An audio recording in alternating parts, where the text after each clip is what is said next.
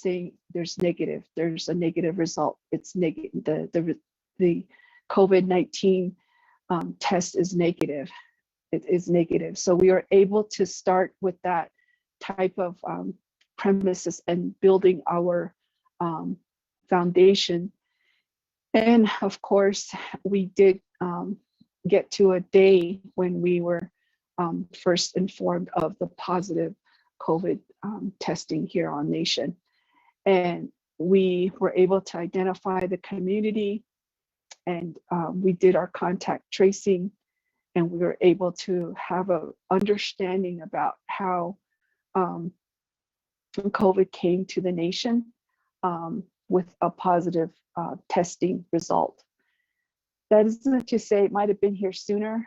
It's just that we didn't have the testing to say that it was, because there's like signs and symptoms that we weren't really sure about what we were looking at or what we were looking for in terms of COVID testing.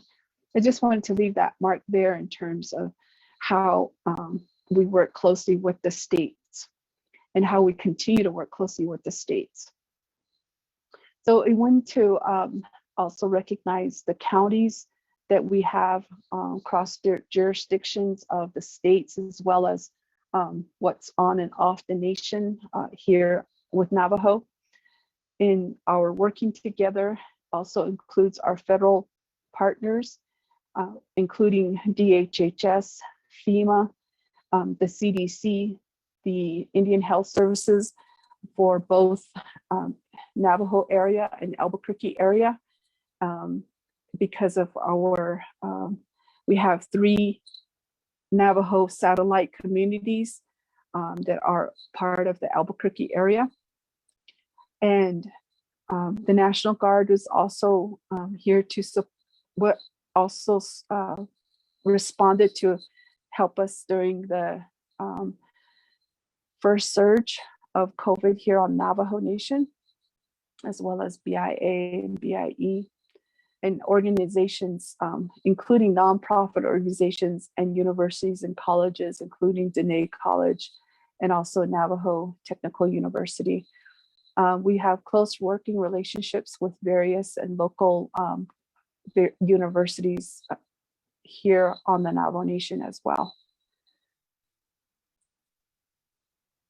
I want to take some time to go to the dashboard, and I would like to invite you to that particular dashboard as well. So hopefully I can click there and it'll take me there. If not, I'll have to, let's see, I might have to stop sharing. I'm going to stop sharing here. Let's see, maybe one moment, please. And I'm going to keep going, and I'm going to pull up another screen. I think I'm going to do this right. Let's see, I'm going to go here and let me share my screen again. Let me try this again. Let's go here. Right. I want to share the dashboard with you all from an epidemiological perspective. I'm inviting you to these web pages as well.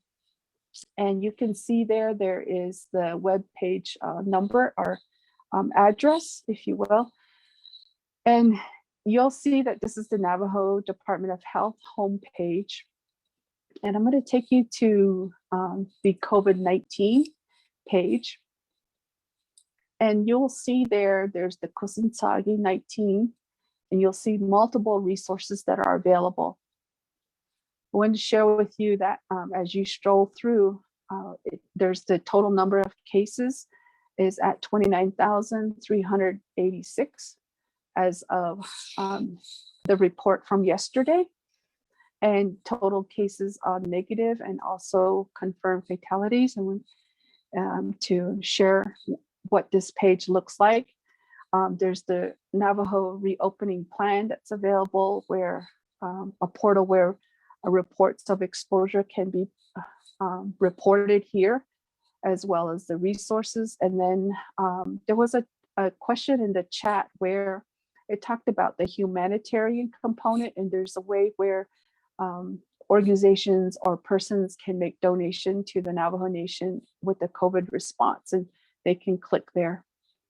As I go through very quickly, I want to share with you what you'll see on this page.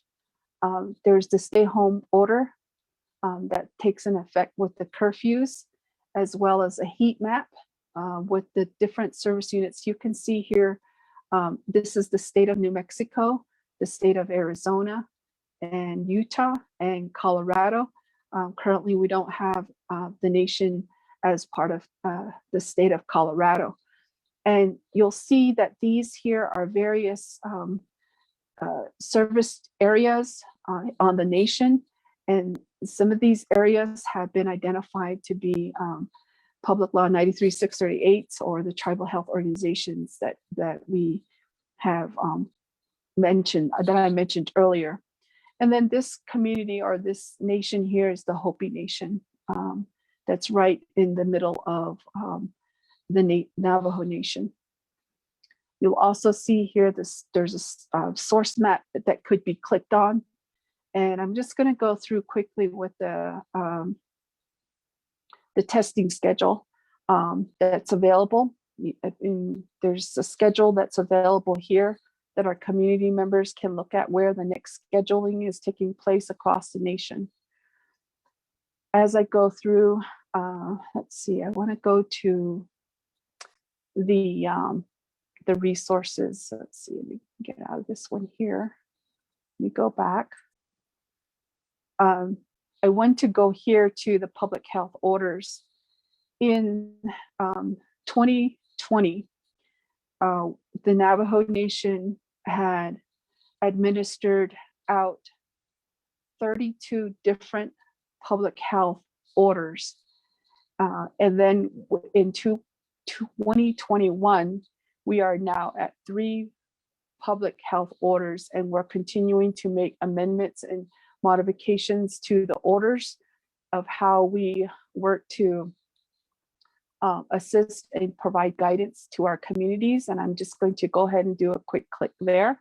You'll see that there's the order there, and there's various guidelines that are provided for our community members and also businesses and governance to be able to have access to and understanding what these orders are. And there's also definitions for what do we mean by essential versus non-essential activities or positions here on nation. So just wanted to share that with you. And I also want to let you know that these orders have a correlation to an epidemiological report out that we are able to do. And what I'm going to do is take you back to the main page, and I'm going to click on this here, which is the View Data Dashboard. It's an interactive tool that I'd like to share with you here. Really quickly, looks like my time is near. Here, we give out this daily situational report. In this case, it's number 354. And then there's the date of release. You'll see the number of confirmed cases and the cases that we're reporting new from the day before. So we are consistent on our report out. And I want to say that tribal health organizations across the nations report into systems at the state level, and the state is able to glean and also provide the data to the Navajo Epidemiology Center. So we have a line list that we're able to keep up to date every day, and we do a deduplication process, and we're able to look at the morbidity, mortality of the data. You can see here that we also put out the number, report out the number of recovered cases based on the days and the cycling of COVID-19. And then unfortunately, in a pandemic, we do send prayers to our families and our friends who we have lost to COVID-19. And we're able to report out on the number of fatalities that happened the day prior. Number of tests completed a number of positive tests or positive tests, and it includes multiple tests could be conducted. However, we do look at individual cases when we have confirmed cases. I want to also share with you the heat map here. I want to go to the daily confirmed cases on Navajo, and these are indicators from when we had public health orders, including weekend lockdowns, complete 57-hour lockdowns, 32-hour lockdowns, as it correlates to the public health orders. And you can see that the cases of that are reported daily. And you can also click onto the different service areas, and it'll provide you the cases specific for that particular area.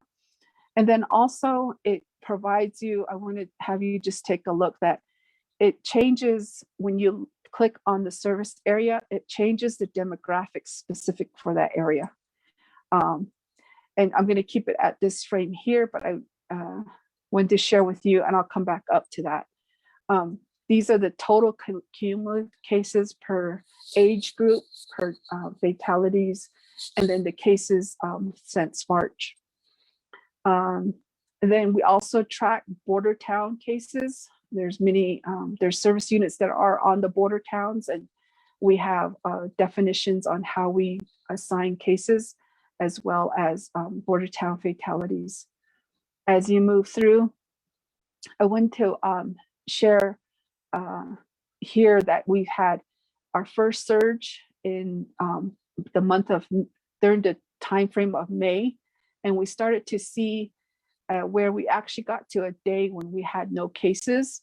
And then after the holidays, we started to see cases, and this is where we saw a lot of the households gatherings and having many, like they weren't the super spreaders, but there were many small gatherings that occurred. And you could see we went through our second surge. And then we started to see a downward trend. We continue to see a downward trend here on the nation. I'm just going to do a quick click here for Tuba City. As we make the click there, it changes the data for that particular community. As I move quickly through the vaccines, we want to share with you that the total number of vaccines that we have had, and these are rolling numbers, like we're always working to update this. Total shots that have gone into arms are 133,765, including a difference between the first dose and the second dose. But we continue to have a successful campaign. I think it has a lot to do with our leadership and the phase approaches, and how we are conducting and distributing and pushing out the vaccines. I just wanted to share the main part about how all these materials that we have available, not only for our own use, but for our community at large, and resources that are available. I'm clicking through the resources. There you can see that we have all these messages that are more culturally appropriate for our communities and available for information and guidelines. With that, I recognize the time and want to say that what we have learned in the presentation here, what we have learned from COVID-19 pandemic, we learned that we have a large disparity here on Navajo, and we work to provide the services as quickly as possible in our response, as well as accessing data and sharing out the data as we continue to respond to COVID-19 here on Navajo Nation. We do want to say thank you to the partners at every level. I didn't name all of them, but there's a whole team of people who put this out every single day. And we continue to stand and work to empower our people here on Navajo with data. And I just wanted to share this source of information to this group and community. With that, I'm going to go ahead and say thank you for this time. Yeah. I want to thank you. Hopefully the audio is better now. I apologize for the audio issues that we're having. We have 3 questions for you. The first one is, what is the status for each service area on the first and second dose? With a part 2, are you tracking the vaccination of Diné members off Navajo? I'll start with the second question first. I want to say, yes, we are tracking the Diné relatives who live in the border town regions in proximity of the Navajo Nation. For an example, it would include Gallup, it would include Winslow, Farmington, but also Flagstaff, Page, within close proximity of the nation. We are not gathering information of our Navajo relatives who might be living in Phoenix or who might be living in Seattle or Washington, further out. We are not tracking at that level. The second question, I think, is about, if I heard this right, is about the vaccine. And yes, we do receive reports that this particular number of doses distributed is cumulative right now. And we do have, behind the scenes, we do have an understanding about the number of doses that have been pushed to the service unit tribal health organization.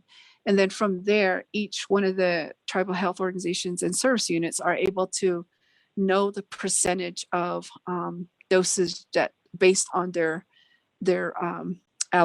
distributed vaccine, how many they've actually provided shots into arms. So we do have that type of data, yes. Okay. The next question that we'll answer or ask is, if somebody was to test positive, it gets added to the number of positive tests. They quarantine for 14 days and are recovered, but they are still test positive after recovering because the CDC says it stays in your system for months. Does that positive get added to the number of total positives still? No, it doesn't. Part of the Navajo Epidemiology Center is we are identified as the public health authority, and we have a designation for HIPAA, which allows us to have access to PII, or personal identifying information. So we do have access to person name and date of birth, and we're able to deduplicate. We also understand that we do need to keep our data clean because there are many last names that are the same and many names that are the same first name. So we need to keep that aligned as best we can. And if the person, this example of the question, we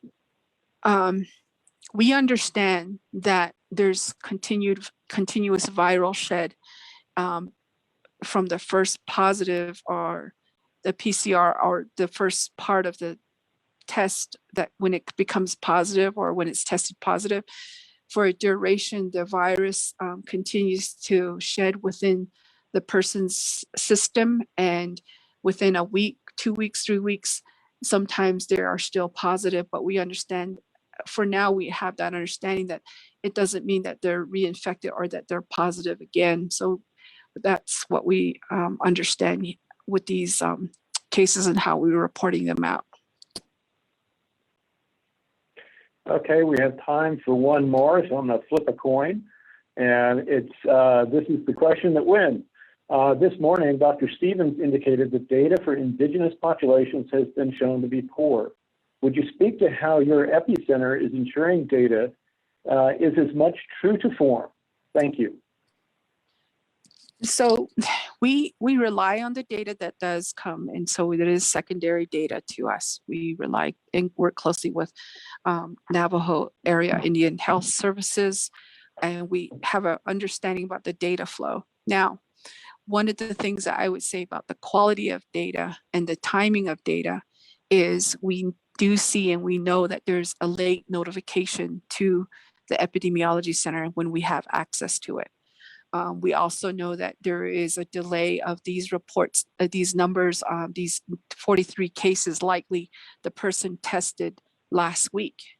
So we probably found out, or by the time it gets into the system and through the laboratories and into the system, it takes time.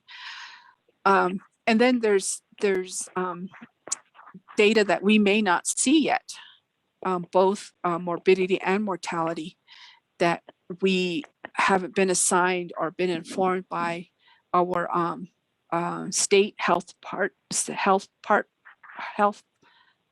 departments, or our service units, tribal health organizations. We have multiple calls throughout the week and frequent calls. So we're doing the best we can to keep up with all the data that is coming through. But I do want to say that there is a place where there is race misclassification. There are jurisdictions where our Navajo relatives may be living that may not be assigned to us because there is the identification of the person is not well known. So there are limitations to the data that we have here. However, we do want to say that from the sources that we have, we are confident about the cases and the report outs that we are putting out on these dashboards into the community. And when we do find a glitch, or when we do find a number of cases, we work to make changes, and that's part of epidemiology as we learn and understand the data more every day as we're going through this pandemic. And I just wanted to end with saying that those are what we've learned from the COVID-19 pandemic at this time, that coordination is really important, and we need to work closely with our partners. So we want to continue to stand ready with the Navajo Nation's response to COVID-19, and we're doing that with our partners. Thank you. All right, thank you. Please save all your questions. We will be doing the roundtable at the end of the session, so if your question didn't get answered, please save it and submit it, and you'll have the opportunity to ask those questions again. And I want to say thank you for a great presentation. It is so good to see open numbers, because so often our numbers tend to be hidden in the fog, so to speak. So outstanding to bring this thing forward. And we really appreciate your bringing it and attending our session for today. Now, real quickly, we have a little bit of housekeeping. It is 2:15 our time here. To our attendee from Pakistan, we go until 6 o'clock our time. So as I understand, that might be 6 a.m. in your morning over there.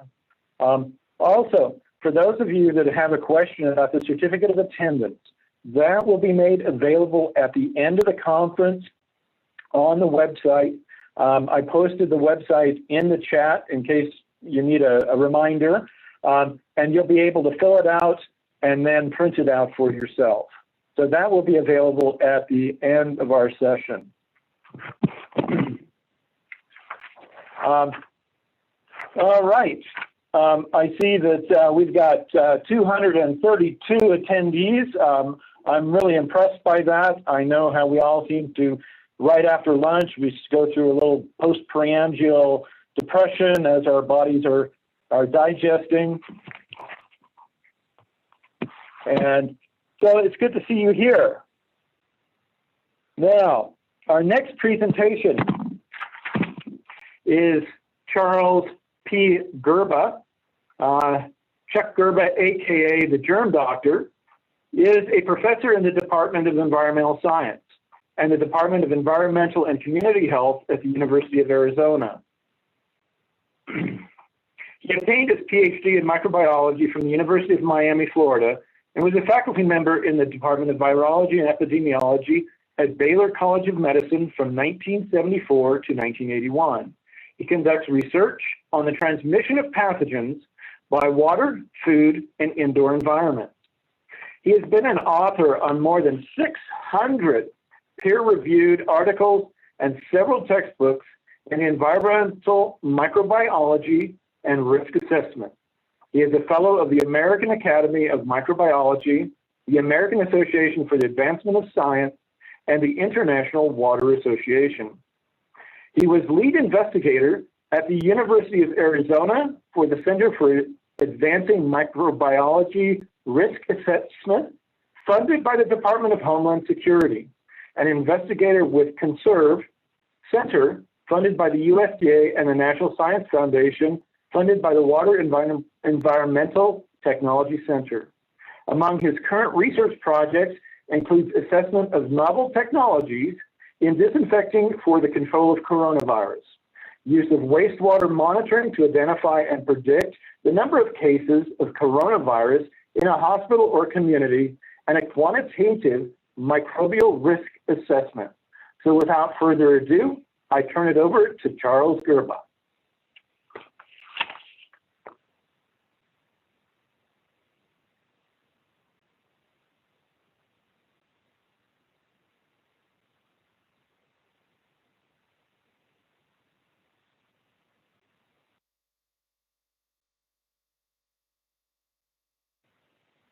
As we live here in this beautiful place, and our Wi-Fi and internet is so reliable. Give us a second and we'll get going.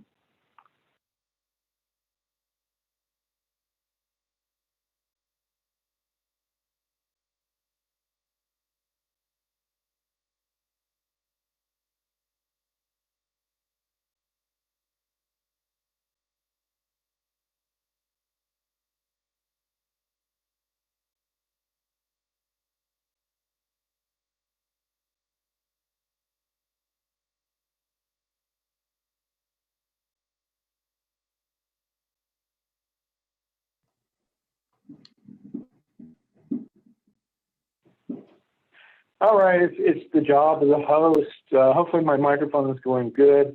Then when you have technical difficulties, we're supposed to entertain you. Now, I should warn you that the reason that I didn't become a world famous singer is, well, let's just say it's better that I became a veterinarian.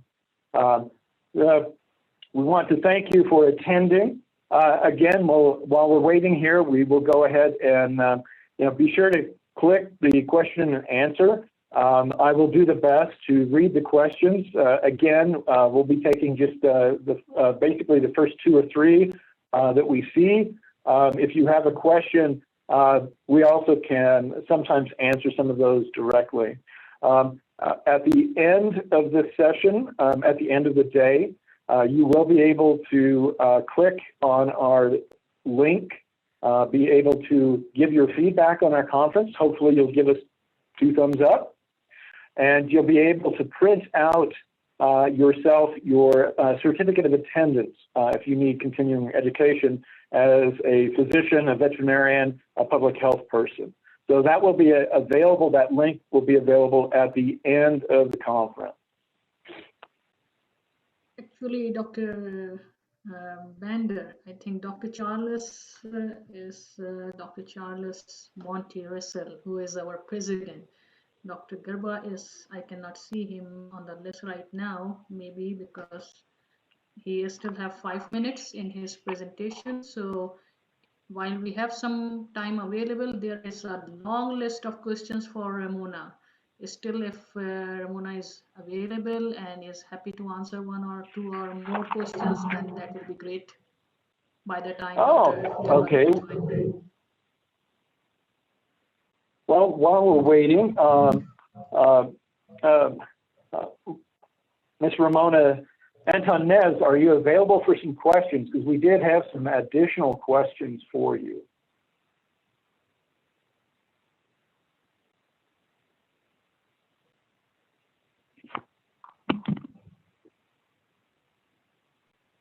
Good afternoon.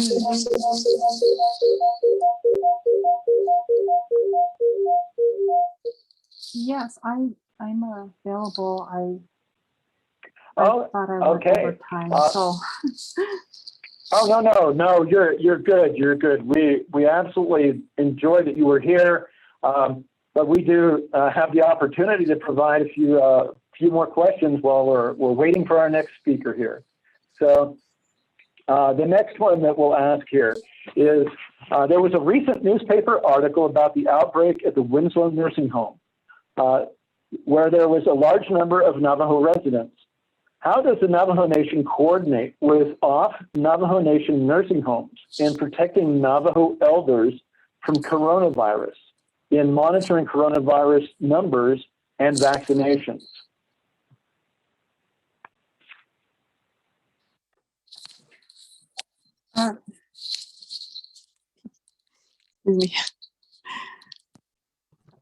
Good afternoon again. Thank you for the question. And that is a really important question, because we are informed of this particular outbreak that had occurred, and we're working to better understand what has occurred behind the scenes. We have partnerships with our local tribal health organization, and we have had discussions and conversations with our oversight, which includes the legislative branch, which includes the Health, Education, and Human Services Committee. And we also reached out to our Division of Long-Term Care Support Services under the Navajo Department of Health, as well as recently the Division of Social Services. And the question and how we understand what had occurred is, because that particular article in the particular jurisdiction is off the Navajo Nation, and in the city of Winslow, the outbreak was handled by the county, the local county, and they worked with the state and the Arizona healthcare cost containment access here on Navajo, which is our Medicaid in Arizona, to conduct the investigation. And it is my understanding that there was discussions that had been taking place with the local service unit as well as the facility to better understand what has occurred. We understand that is our elders are our treasurers, as well as our knowledge keepers, as well as persons that do need to seek assistance in long-term care facilities. And we just wanted to let you know that we continue to understand what has happened about the data, as well as the question about the authority, and then the coordination and communication that has occurred. So that will be how I'd like to respond to that particular question. So thank you.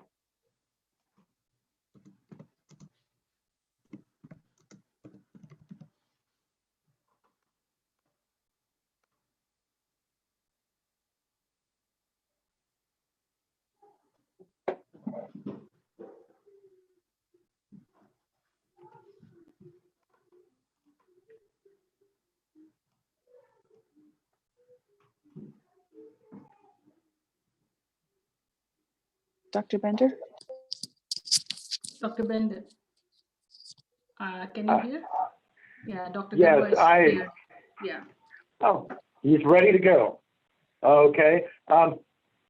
Nobody heard the question, so save your questions until the end, and we will absolutely take them for our roundtable. So, would you like me to read it again, or shall we just get going? Yes, please invite him. All right. At this point, we want to turn it over to Charles Dr. Charles Gerba, AKA the Germ Doctor, who will be talking on sewage, source tracking, COVID-19, and pandemics. So welcome to the COVID-19 conference here at Diné College.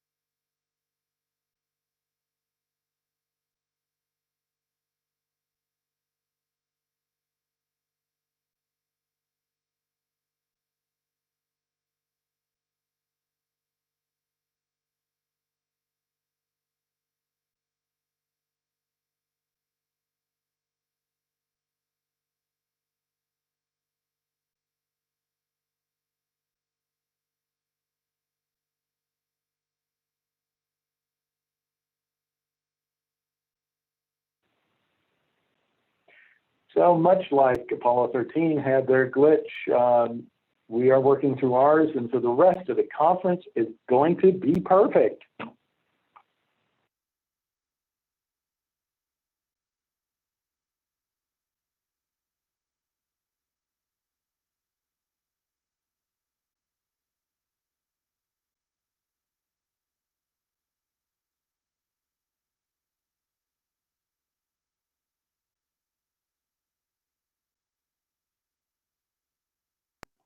Is trying to share, but I think we can wait a couple of minutes. Yes, let him try.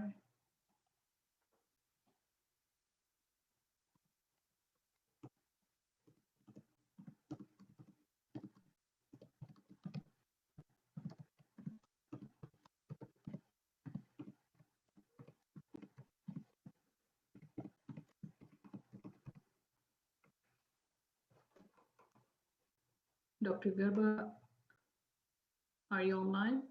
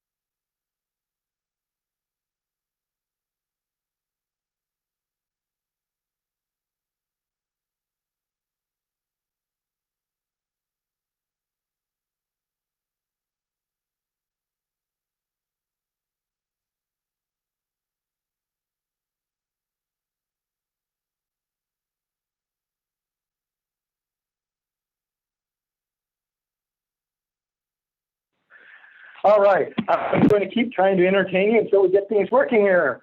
All right, we see our guest here.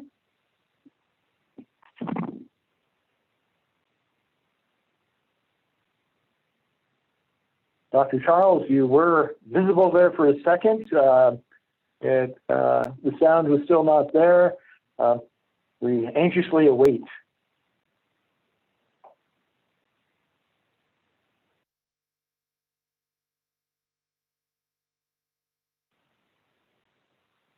I think this is a fine opportunity to tell you all the joy we've had here at Diné College this year as we've tried to teach our students, and just the lack of resources for our internet, for our linking students in.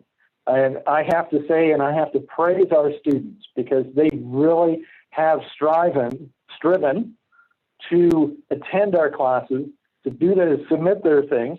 And we really do have, we're at a 3G level out here on Navajo. So compliments to all my students and all the students of Diné College who have stuck with it, and you know what we're going through right now, don't you?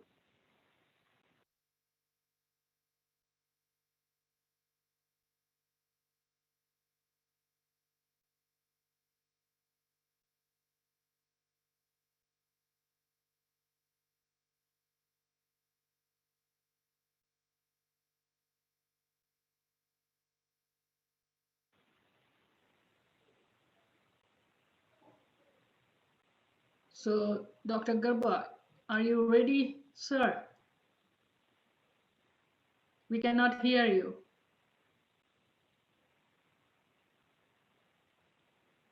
You are mute.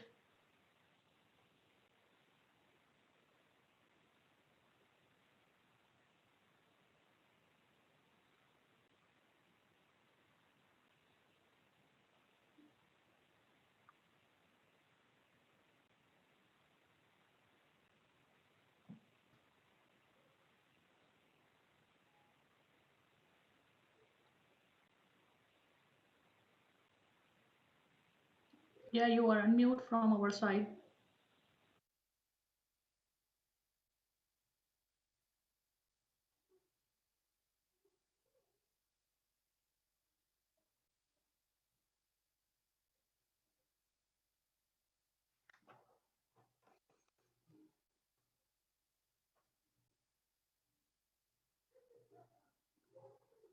Michelle, you can jump in if you can give some tips.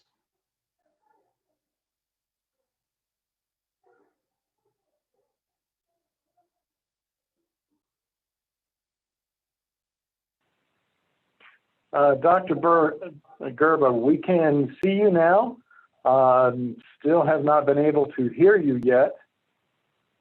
Can you click on that up arrow next to your mute button? You have both of those as same as system. You have to select a system. So it looks like you have the microphone array Realtek audio.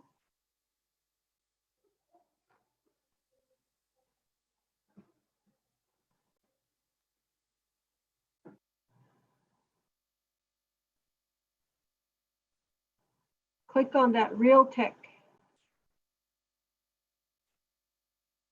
Your microphone, select your microphone. Up, up, up, up, right there. Check mark. Try speaking.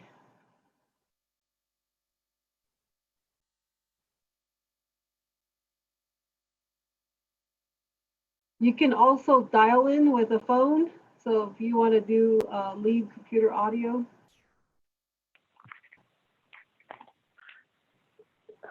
And in fact, for those of you that have minimum bandwidth, such as I do, I actually am currently dialing into Zoom, and that way the conference is kept as a video, and I can do the discussions here by my phone, or my audio by phone. And I find that's, our bandwidth is so narrow on Navajo, that's actually been able to keep me able to present the classes that I've been teaching this last term. So you may give that a try.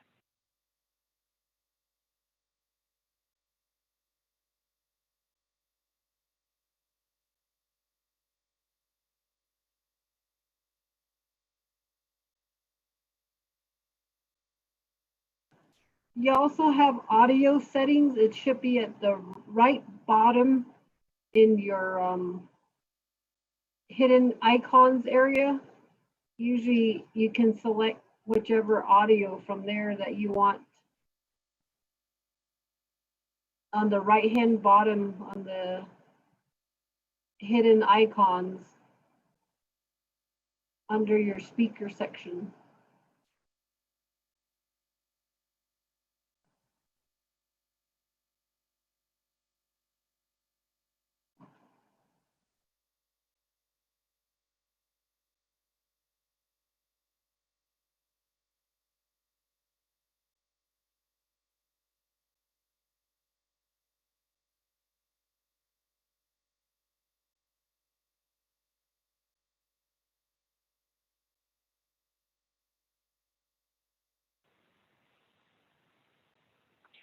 Well, while we're waiting here, as we're working out our lovely little bugs, got to keep swatting those bugs every time they show up.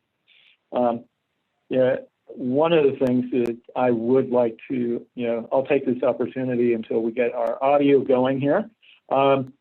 Give you some history on Navajo Nation and the dealing with actual animal, non-human pandemics.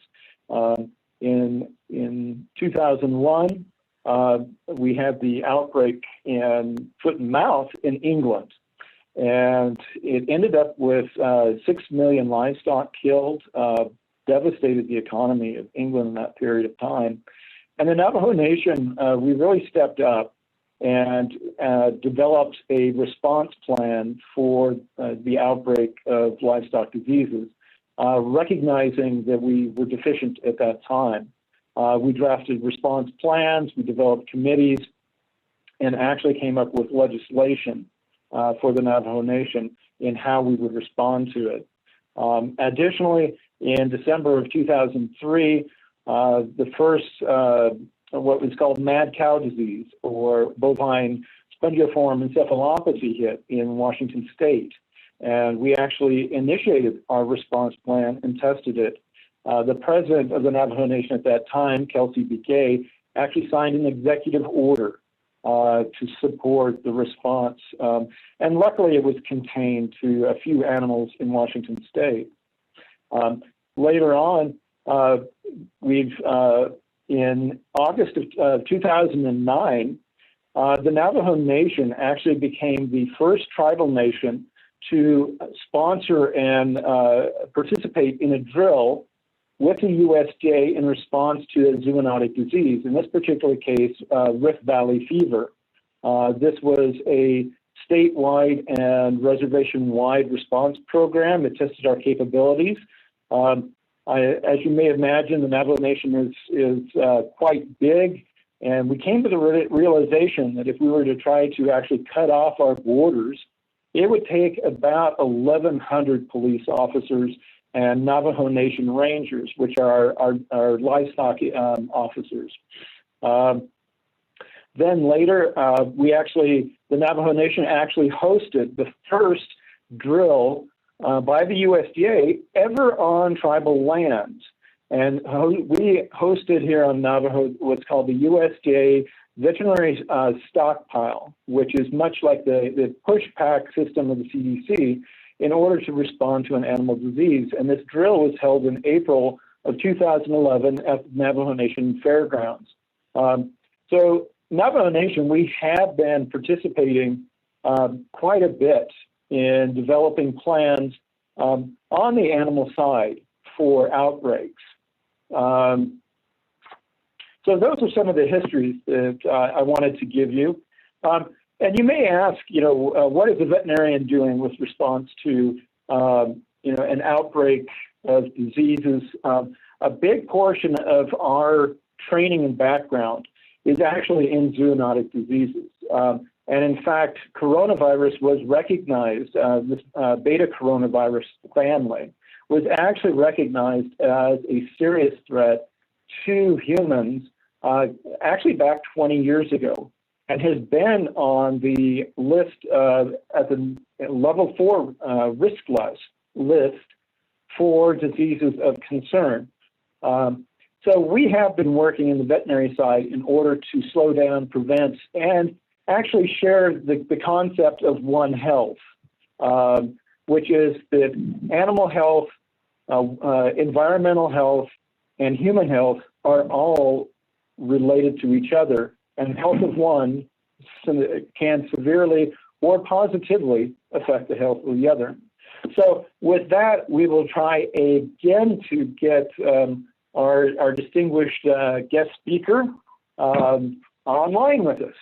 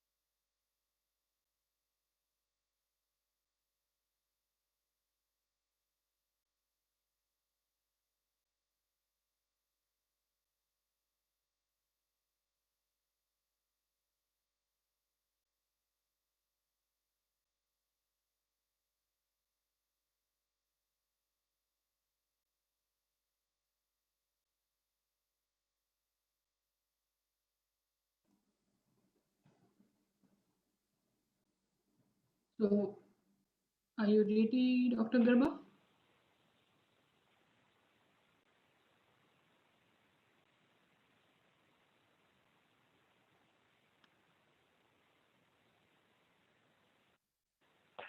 Dr. Charles, I just got a message that the meeting ID is incorrect for what you were trying to dial in.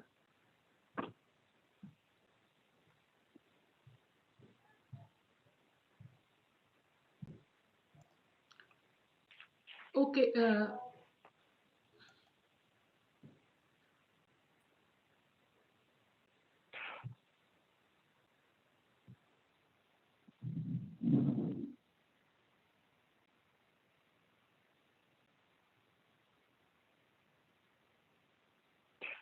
We actually had a question posed to me, so again, while we're waiting, I was asked what I teach here at Diné College.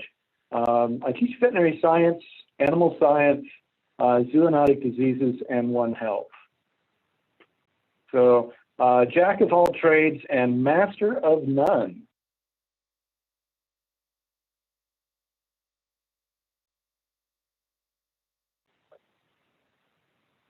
Also, since we have a few more minutes for bragging, I would also like to let everybody know the Navajo Nation, I've got involved with rabies research back in 2000 when there was an outbreak of rabies in skunks that crossed over from brown bat in Flagstaff, Arizona. Our vaccination rates are not very high for our dogs on Navajo. And so that became a concern as I was a tribal veterinarian. In that, I became involved with the international community with rabies prevention. And in fact, I think it is a high honor that as a founding member of the World Rabies Day is to encourage the eradication of rabies, is September 28th. And one of the very first languages, actually the group of 7 languages, hear me now? was Navajo that was utilized in the World Rabies Day. And with that, we hear you. Yay!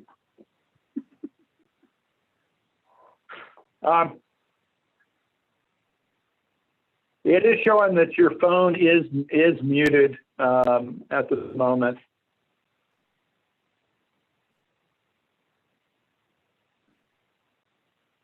Can you hear me now? Yes. Yes. Yeah. All right. Welcome, welcome, welcome. Wow. That never rely on the Arizona phone system. Oh, it's our great out here in the bushlands, systems that we've got. But we've got you now. Okay. Can you bring up the slides? I'm having trouble. I can't seem to share the screen either here, and I'll go quickly through these. Tell you everything you need to know about sewage.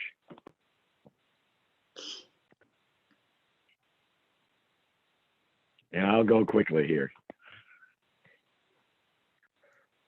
Because just a background, what we do is I'm located at the West Center at the University of Arizona, and largely our focus has been reclaimed wastewater, removing pathogenic microorganisms, but they're also available, a tool that can be used to monitor the amount of illness within a community by monitoring the wastewater systems and that.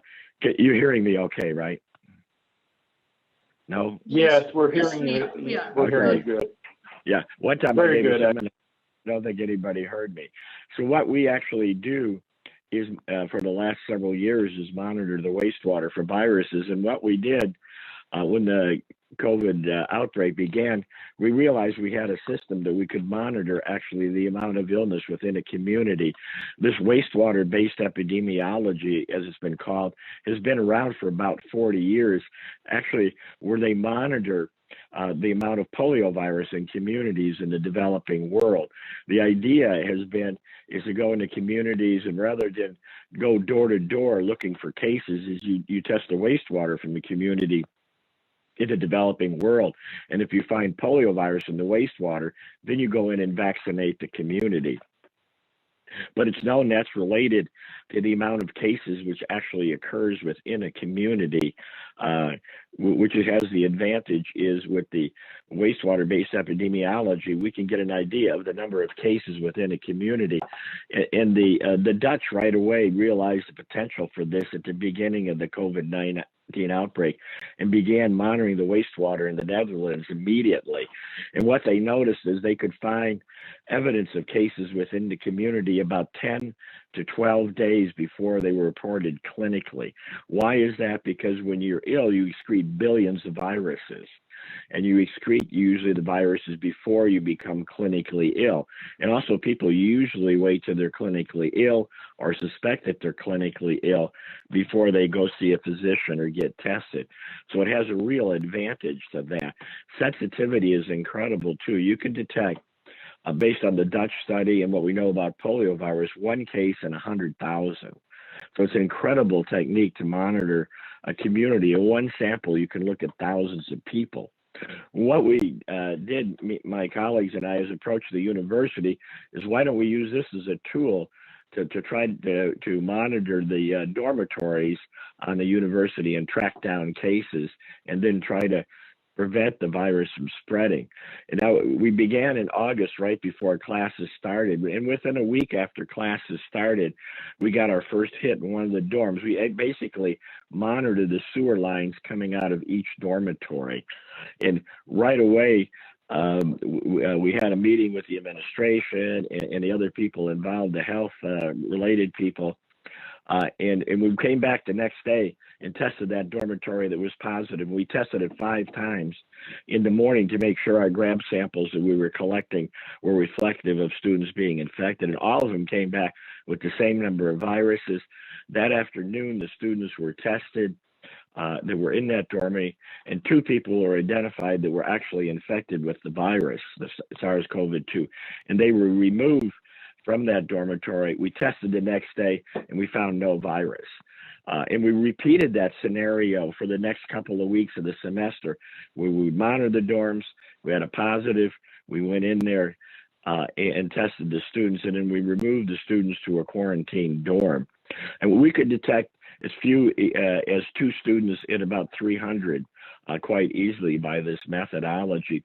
And by the beginning of October, we had no more cases in the dormitories we monitored. It went on for 6 weeks with no more cases, infections in dorms. So we felt we were very successful in finding and isolating those students and preventing the spread of the SARS-CoV-2 among the dormitories at the University of Arizona. Now, we've right after Thanksgiving, though, the numbers went back up again because everybody went home for Thanksgiving. They brought the virus back to them, and then we were back in the same situation as tracking down students again. But it was quite interesting. We also monitored the city of Tucson besides the dorms, and every holiday you could see an increase, just as the epidemiologists has seen it, they've been talking, an increase. And what we learned in analyzing our data is that we could find the students who were infected about 4 days before they came clinically ill. In other words, when we got a positive in the dorm and we tested them, the students yet were not clinically ill. They usually did not get clinically ill until 4 days later. So we had the advantage of identifying these students before they actually became clinically ill and removing them from the dormitories. And we've analyzed this data quite rigorously, and we've developed a lot of models we hope in the future can be used to monitor this in future epidemics. In that, what we learned, it's an incredible tool to monitor interventions. We could see what all the interventions, the stay-at-home orders, the mask did, and in decreasing the number of cases in that. You know, it's a powerful tool, but it's not. It's the methods and understanding how it can be used is not fully yet been formalized yet. It needs to be really translated so the epidemiologists can use that, because it appears to be a very easy warning tool for the future and determining the success of interventions. It not only works with this virus, but any virus we excrete, influenza virus, any kind of virus, polio virus, you can detect that in the wastewater and get an idea of the incidence in the community in that. And it's incredibly much more cost effective. You're basically monitoring thousands of people with one sample where you can't do that.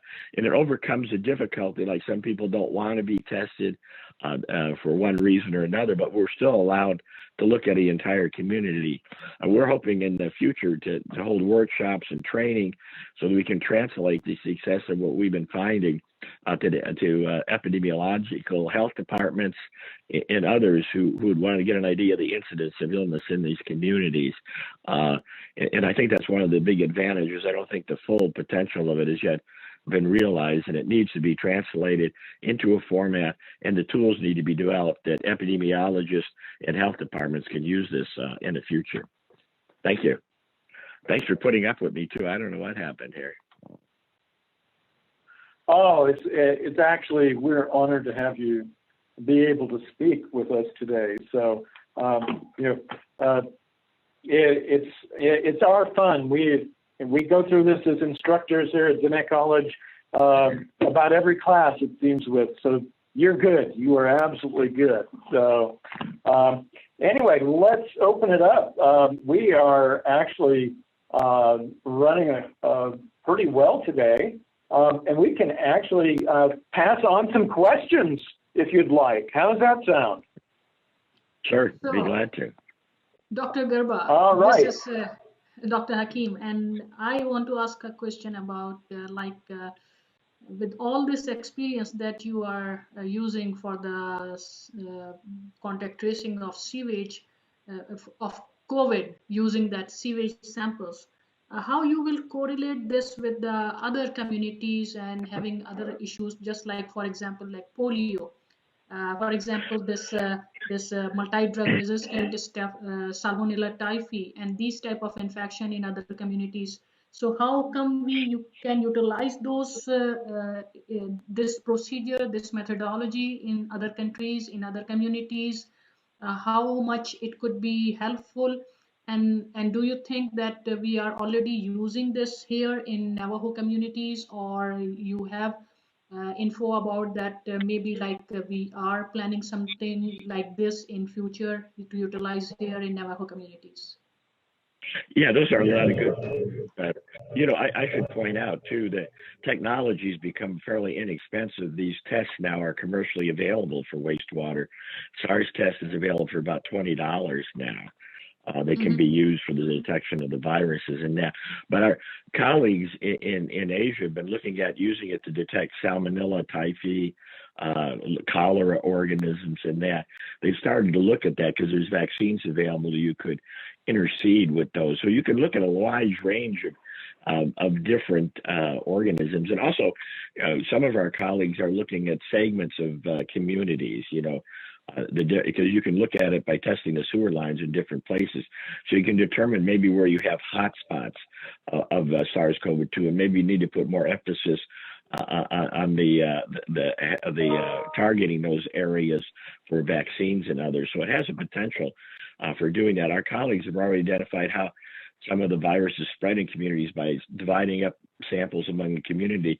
They've been able to watch it spread from one segment of the community to the other. So it's been quite interesting. I think the full potential that has been recognized. But this can use for any type of organisms. Hopefully in the future, you could monitor communities and you could look at for disparities too. Maybe you could get an idea how well the healthcare is going on in one community by the amount of infections you see over time in that community with other segments in the community. It allowed you to better target or justify increased resources for healthcare in those communities or testing.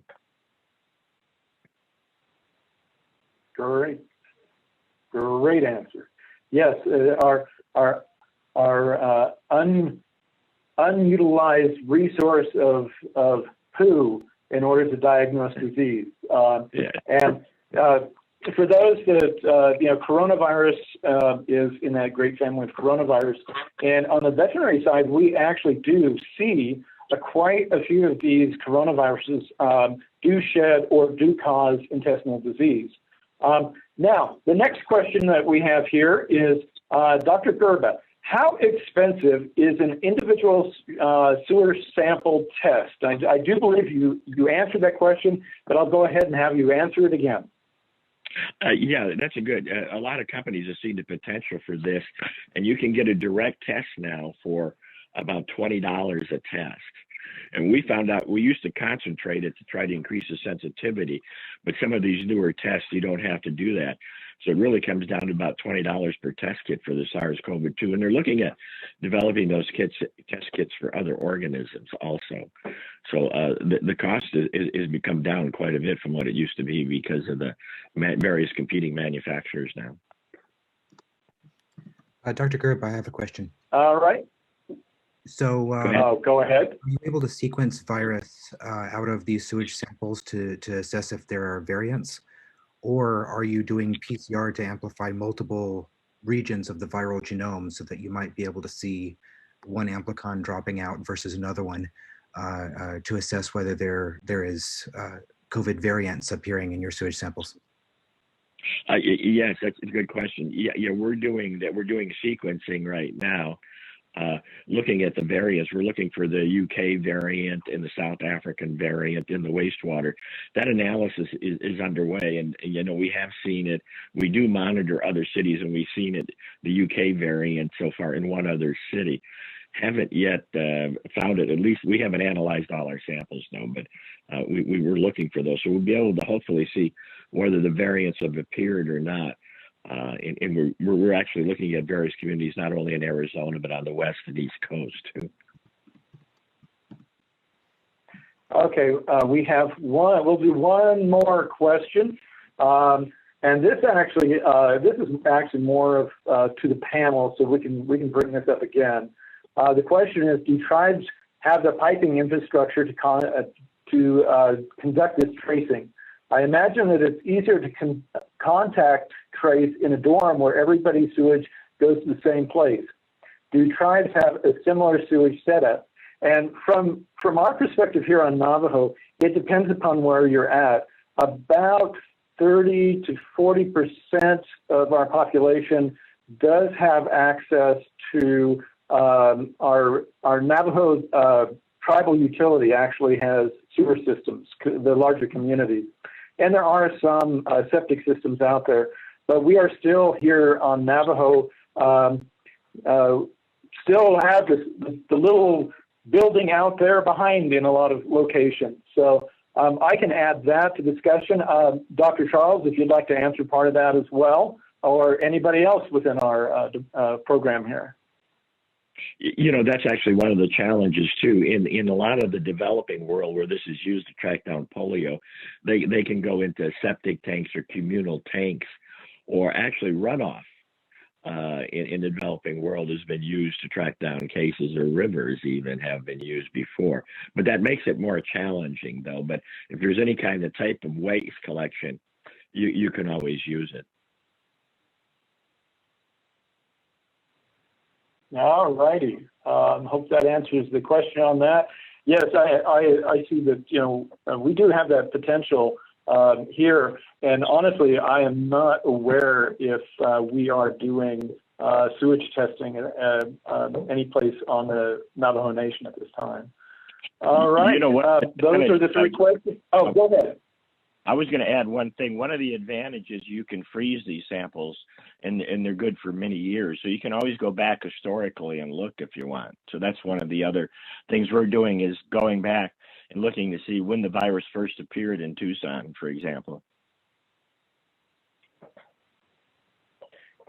All right, great. And actually, I want to do a follow-up. That I think that we really kind of dropped the ball here in the United States, in that we don't hold on to a lot of biological samples, like serum samples. Most of the hospitals actually dispose of them after the testing is done. And I think that would provide fascinating insights to see the, you know, we say that the outbreak started in Seattle back in late January. You know, what is the potential that maybe we looked at blood donors who give blood routinely, if we save back samples to see if we could find, actually go back in time and see when we first had coronavirus, the COVID, show up here in the United States or in North America for that fact. All right. We are ready for our next speaker. Let's see if he's available. Just let me add one thing. So Dr. Jessen is right. our next presenter, but due to some COVID-related emergency in his family, he is not able to join us right now. So over to next speaker, Dr. Bender. So I think you can invite and introduce Sean Kaufman. All right. So yes, as you're aware, we are changing the speaker list around a little bit here today. So our next speaker is Mr. Sean Kaufman, infectious disease behavioral expert, CEO, and founding member of Safe Behaviors.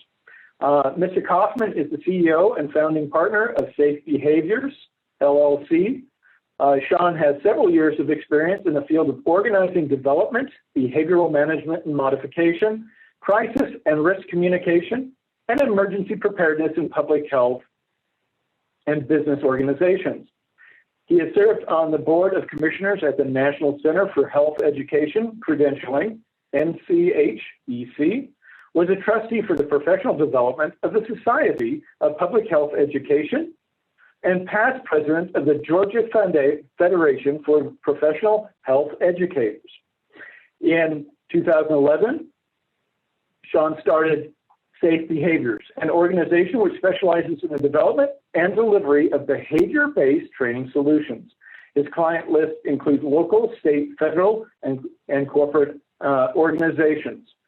Sean is a certified health education specialist, certified in public health, certified in intrinsic coaching, and has just received his certification for MBTI personality assessment. Most recently, Sean became a certified professional in biorisk management by the International Federation of Biosafety Associations. So without further ado, Mr. Sean Kaufman. I just want to make sure you guys can hear me. Can you hear me loud and clear? 4x4, you're good. Very good. Well, good afternoon, ladies and gentlemen. And it is a great pleasure and a very humbling experience to be asked to join you today and talk to you a little bit about fostering resiliency during this pandemic situation. I've heard a lot of phenomenal speakers, lots of folks with some unbelievable content. So I'm hoping that I can contribute something and kind of refresh and keep you strong for the rest of the day. I want to start by, by really talking about a quote. I am, as mentioned, a behaviorist at heart, and I wanted to do something a little bit different today. I could have thrown up a lot of information about COVID-19 and studies on resiliency of prior pandemic situations or even other crisis situations, but I'm going to actually take a little tour today, and I'm hoping maybe you'll join me on it. Resilience, as Ivan Robertson is one of my favorite quotes about resilience, represents a constellation of characteristics that protect individuals from the potential negative effect of stressors.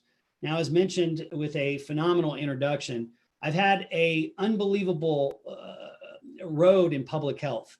My career started in HIV/AIDS prior to a solution that would allow for us to take a very, very deadly virus and begin to manage it. So prior to protease inhibitors.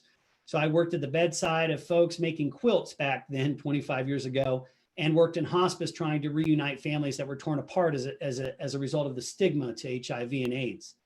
I've had a wonderful and unbelievable experience to serve following the September 11th attacks and even anthrax in Trenton, New Jersey with the postal employees who were exposed to anthrax, and we were deployed to try and get them to not only take the antibiotics that they needed to take, but even a potential vaccine following the event. Again, blessed by public health to serve in the original SARS, West Nile virus and monkeypox outbreaks in Mexico City with WHO during the H1N1 pandemic situation, and with Ebola in not only at Emory University, but also in Liberia and Nigeria overseas. And so I think that I want to present something in the fact or in the row of a constellation, and I want to make something stick. So I'm going to dedicate this presentation to some very special folks who I hope are listening. I received a book. Dr. A.J. Troiano is our chief scientific officer. Forgive me for saying that. And this book is a very, very special book. It actually is not from a Navajo nation. It's part of Sioux, as recognized, but it's taught me a tremendous amount about resiliency, as has AJ and his family. I'm dedicating this book or this presentation on resiliency to Dr. A.J. Troiano's family and to his father, A.J. John Troiano Sr. Unbelievable story of resiliency and a very, very happy family who has not, in essence, escaped tragedy earlier. But as you see these happy folks, this is Dr. A.J. Troiano and his father, they ran into a really, really tough time. You see, Dr. A.J.'s father was diagnosed with cancer early on in the pandemic situation. And during his treatment, we don't know if it happened before or during, he contracted COVID or SARS coronavirus 2 and spent a good deal of time fighting for his life. And he fought, and his family fought. Now, they could not see him or be with him during this fight, but they fought together, and he beat COVID-19 early in the pandemic. And he's actually beating his cancer right now as well. This is him and his son. And so I want to talk to you about resiliency using a book that is his favorite book. You see, his son, Dr. A.J. Troiano, gave me that book as a gift because it was a book that his father loved. And in his fight with cancer, still to this day, his father, we're hoping, can see this presentation and be inspired by the book that he gave to me that inspired me to share this with you today. So again, as part of that constellation, I'm hoping that you can walk with me during this book. I'm using this book as kind of a guideline with some of the lessons that I've learned in serving public health and trying to build resiliency in the populations that we've served. In life, part of this constellation begins in the story between a grandfather and his grandson.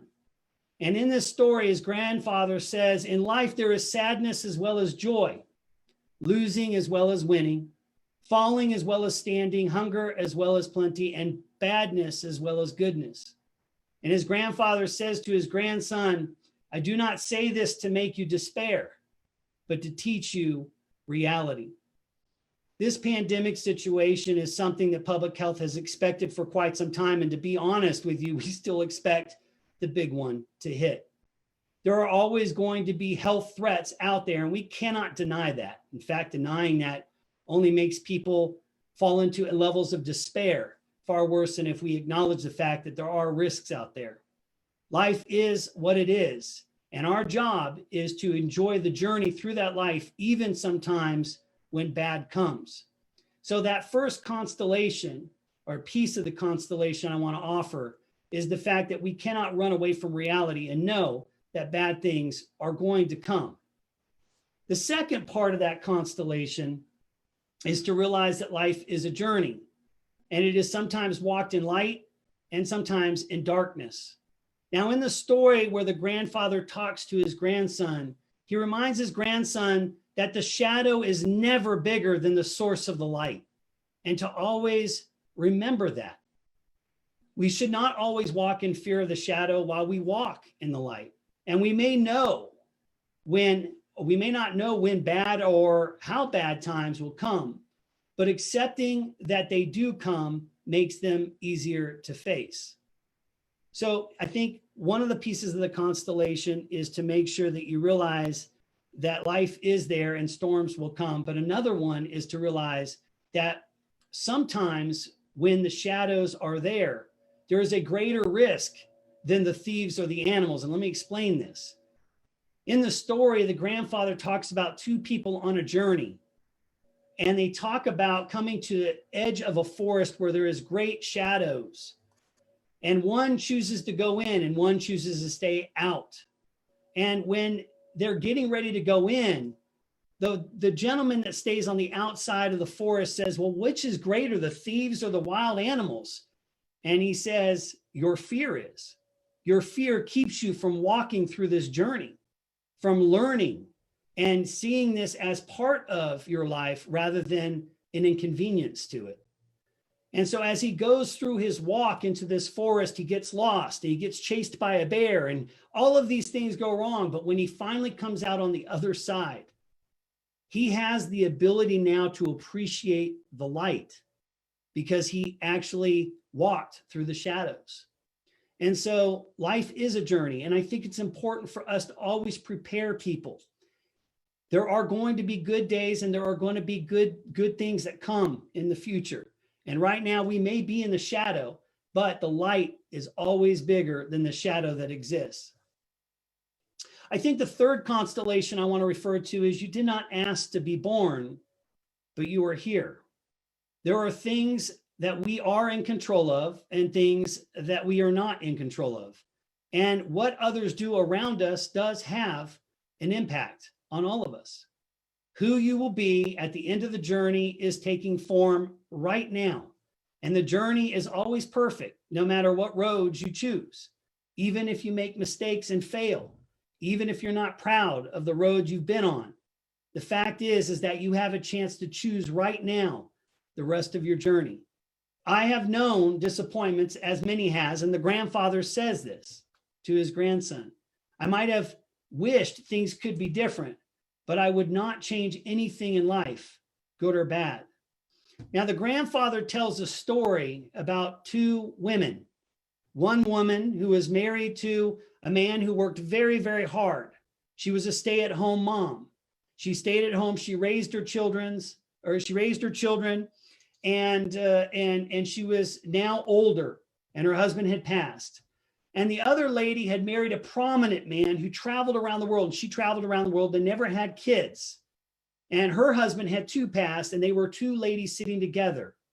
And those ladies looked at each other and said, why did things have to be this way? Couldn't we have changed these things?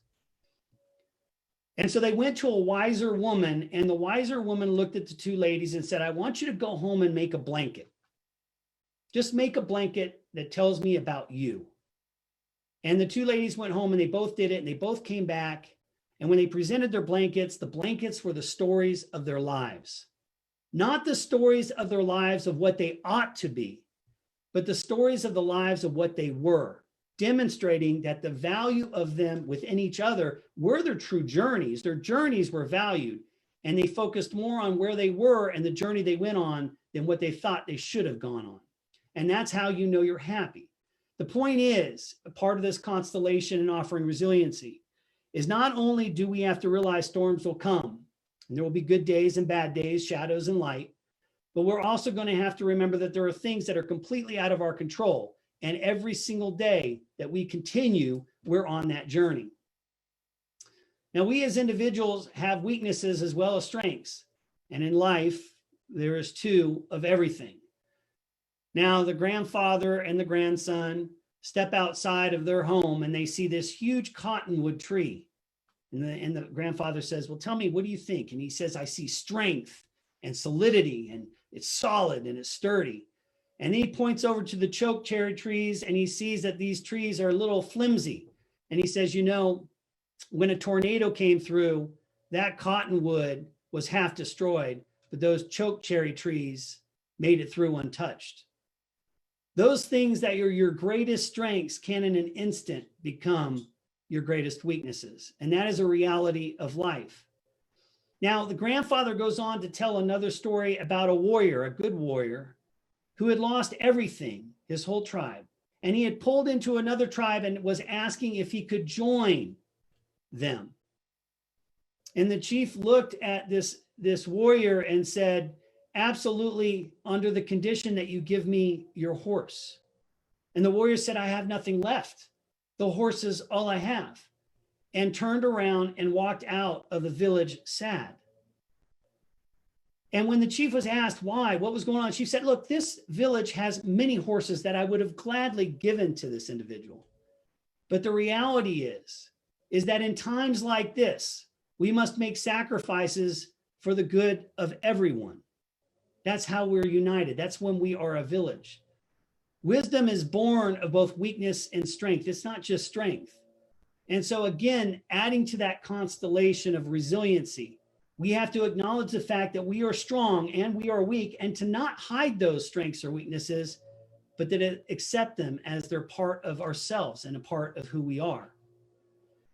As we continue to add to this constellation, within you is a will to win. This is one of those stories or one of those perspectives that really rang true to me, because the grandfather and the grandson are together and they see this horse that's just running, and she's the fastest and she always has to win, but there's always a horse right next to her and that's her foe. And the grandfather says, see, she's teaching her foe how to win. But you also have to realize that within you is a willingness to lose as well. You see, we are all born with the instinct to succeed. I mean, it's what makes us stand up and take our first steps, and maybe even causes us to leave our homes and venture out into our own journeys in life. You will fall many times, and when you're younger, you always get that encouragement to get back up, to keep trying. But as you get older and you begin to experience life, you begin to realize that failure occurs. And that failure, even though we inherit the will to win, we learn through experience the willingness to lose.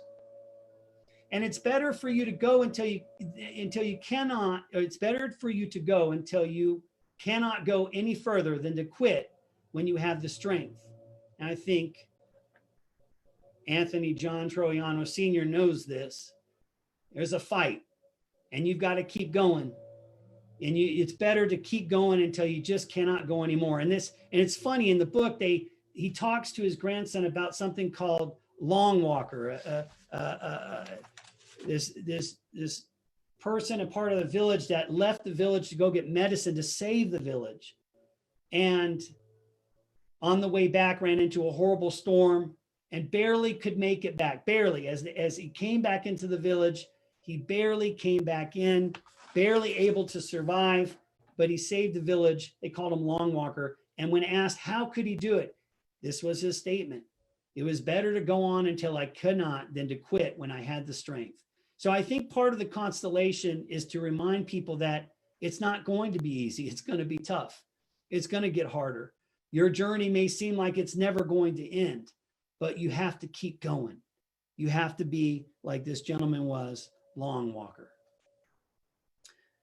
Within you is the heart to feel compassion. And I want to drive this home, as well as the smallest or smallness to be arrogant. This is, I think, very, very critical, because public health sometimes can position itself as though it knows better than the people it serves. We all come into this world unblemished and untainted. At birth, each and every one of us is hope and opportunity. And as we go through our journey, some of us compare ourselves to others under false premises that whoever has the most is the greatest. Anyone who does not exercise compassion is ignorant to the reality that everyone in their life at some time or another is going to need it. And one of the most beautiful lines in the book, I believe, is ignorance is the carrier of a disease called arrogance. When we serve people during this time, we have to realize that even though everyone is going through a storm, we are all in very different boats. And I love that. So use that as an example. There are some people that are floating in a storm in an aircraft carrier or a large cruise ship, while others are barely in a dinghy or barely even holding on to a raft. And so now is not the time to be hard of the heart, to turn our faces and our heads away from those who are hurting. Now's the time to find purpose in serving other people, not prescribing things to them, but actually empowering them with what they need to serve themselves. Again, adding a constellation is a sense of purpose that fosters and builds resiliency. Being strong means taking one more step to the top of the hill, no matter how weary you may be. See, when you're young, and I remember I was, how old was I? 2001, holy moly. I was 20 years younger. I was 28 years old, man. I worked in public health after 9/11 and during the anthrax. I worked nonstop. When you're young, we put faith in flesh, blood, and bone. We grind it out because every problem can be overwhelmed and we can wear it down. We will stay stronger than the problem. But when there comes a time when you become old and silver and you start losing all your hair, you realize that flesh, blood, and bone just cannot sustain indefinitely. So what you do is you become smarter. You realize with knowledge and knowledge which can last indefinitely, the strength can grow and grow because you do things better, more efficiently, and in wiser ways. One thing that we'll learn about this pandemic is that we won't stop learning. In fact, we're very new to this virus. We are brand new. We've known this virus for all of maybe a year or a little bit more, depending on where you were in the world. I was in Pakistan in December 2 years ago, and we were hearing about what was happening in China in November. So the reality is depending on where you are, you've known this virus, but the reality is we're still learning so much. And one of the best things you can do is simply say, we just don't know everything yet. We're still learning, and that's okay. Knowledge allows for us to continue to be a lifelong learner through this pandemic situation. To add to the constellation, again, each step, no matter how difficult, is one step closer to the top of the hill. Folks, we're getting there. We're getting there. We have to keep encouraging people to take steps. Now, it's important because when I tell you or I ask you, what is the most important step in this constellation? Is it the first step? Is it the last step? No, it's neither. It's the next step. It's the fact that you keep stepping. That's what resiliency is. It's how you keep going. It's what induces that effort. I call it hope, that can lead us to begin to lean forward to take that one more step. Because hope and hopelessness exist. Both of them do. Those who will run and those who will try to save everything. There's a story that the grandfather shares in the book again with the grandson. It talks about how the floods are coming. And this elderly wise woman says, if each person in the village grabs a rock and stacks it where the flood will be coming from, we may be able to save the village. And some heard her and some thought she was crazy and some packed the stuff and left and others grabbed rocks. And even though they were only supposed to grab one rock and bring it down, once they grabbed one, they grabbed more. And they began to stack these rocks and the village was saved. There's no doubt in this pandemic situation that you will run into those who have hope and those who run into hopelessness. The reality is we have to be prepared for both. But getting people to take that next step, not the first one and not the last one, just the next one, is going to be the most important part of resiliency.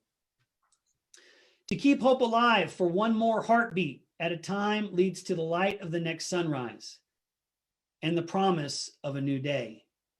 If we have not come to know struggle, we have not learned to value hope. There is balance in struggle. You learn to value the concept of hope. Now, I'll never forget during the days of the anthrax attacks, I'll never, ever forget how we were sharing the stories of some of the postal employees and we started to cry. We teared up in a meeting. And I'll never forget that my supervisor is a very nice gentleman. So please don't consider I'm speaking poorly about him. But he confronted me and said, as a professional, you are never to cry. That's not what you do. You share the story and you move on. I look back 20 years ago and I say that I would do something different. I would cry. I'd continue to cry. I want each of you to never, ever turn away from the people you see struggled there in this. Don't let them run away from your memories. Don't let them ever leave your mind. Hold them deep in your heart and remember them, because a struggle is part of the journey. Don't deny reality. It's there. People are hurting. And you can keep hope alive. Keep hope alive is knowing, in essence, how to just keep going. It's not necessarily protecting people from reality. It's not hiding the pain of other people. It's not pretending like the pain of other people don't exist. It's simply knowing how to keep going. That's what gives you hope to take that next step. So again, your constellation is becoming fuller. And this is my last slide before I jump into my conclusion. The book is called Keep Going. And I say always and forever. I encourage you to be like a river, determined, absolutely, sometimes even deterred for a moment, but never stop. And a river is never stopped. It creates its own path and flows relentlessly. And life keeps going and sometimes can be contrary. It does not expect us to succeed or fail. Those are expectations we put on our life. It's all about the journey and your contribution as the whole. It is a beautiful view achieved with one step at a time. And so again, I invite you to keep going. Now, if I wanted to summarize our constellation, I could get scientific, and these are things that would be published. And it says, listen, focus on those you love, the connections that you have personally and professionally. Make sure those are intact and they remain intact. Make sure you focus on your health, not just your body. WHO defines health as more than just the absence of an infirmity, but your spiritual health, your social well-being, even economic health as well. Be healthy of mind and spirit. It's critical to focus on you. Serve others and serve yourself. Remember, you will have nothing to give to other people if you don't take care of yourself first. You're like an ATM machine. And if your cash is completely withdrawn, you're not going to have anything left to give. Practice serenity. And I skipped one, but I'll come back to it. Practice serenity, meaning understand the distinction between what you can change and what you cannot. Absolutely critical. That will give you great peace. Realize your limitations. Embrace the positive in every situation. I always like to tell the story of this is good. And it's a strange story. It's very interesting. It's, a prince and a friend, and the prince and the friend grow up and they're best friends, but there's something that bothers the prince about the friend. You see, the friend always says, this is good. So when the prince trips and falls, the friend says, this is good. When the prince falls in love with someone who doesn't fall in love with him, he says, this is good.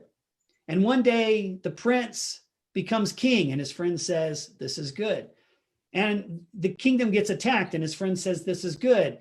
And one day the king says, let's go on a hunting trip. And his friend says, this is good. And they go on a hunting trip and he sees a beautiful animal. And his friend loads the gun or the rifle. And he hands the king the rifle, and the king lifts the rifle up and he fires the gun, and the bullet goes backwards and it tears off his thumb. And the king is in ultimate pain and he's bleeding, and he looks at his best friend, and his best friend says, this is good. And that's it. The king had had enough. The king, when they get back to the kingdom, throws his friend in prison and forgets about him. And a year later, they go on the same hunting trip. And as the king lifts the rifle up again, they're ambushed by cannibals. Folks that like to eat other people. And they're happy because the king is a jolly old guy. So they're going to eat well and they're happy. They're dancing around. And all of a sudden they see that the king is missing a finger or a thumb. Well, they can't eat somebody who's missing a digit because they're superstitious. And so what they do is they cut the king down, and the king goes back to the kingdom. He pulls his friend out of prison. He tells his friend the story. And his friend looks at the king and says, this is good.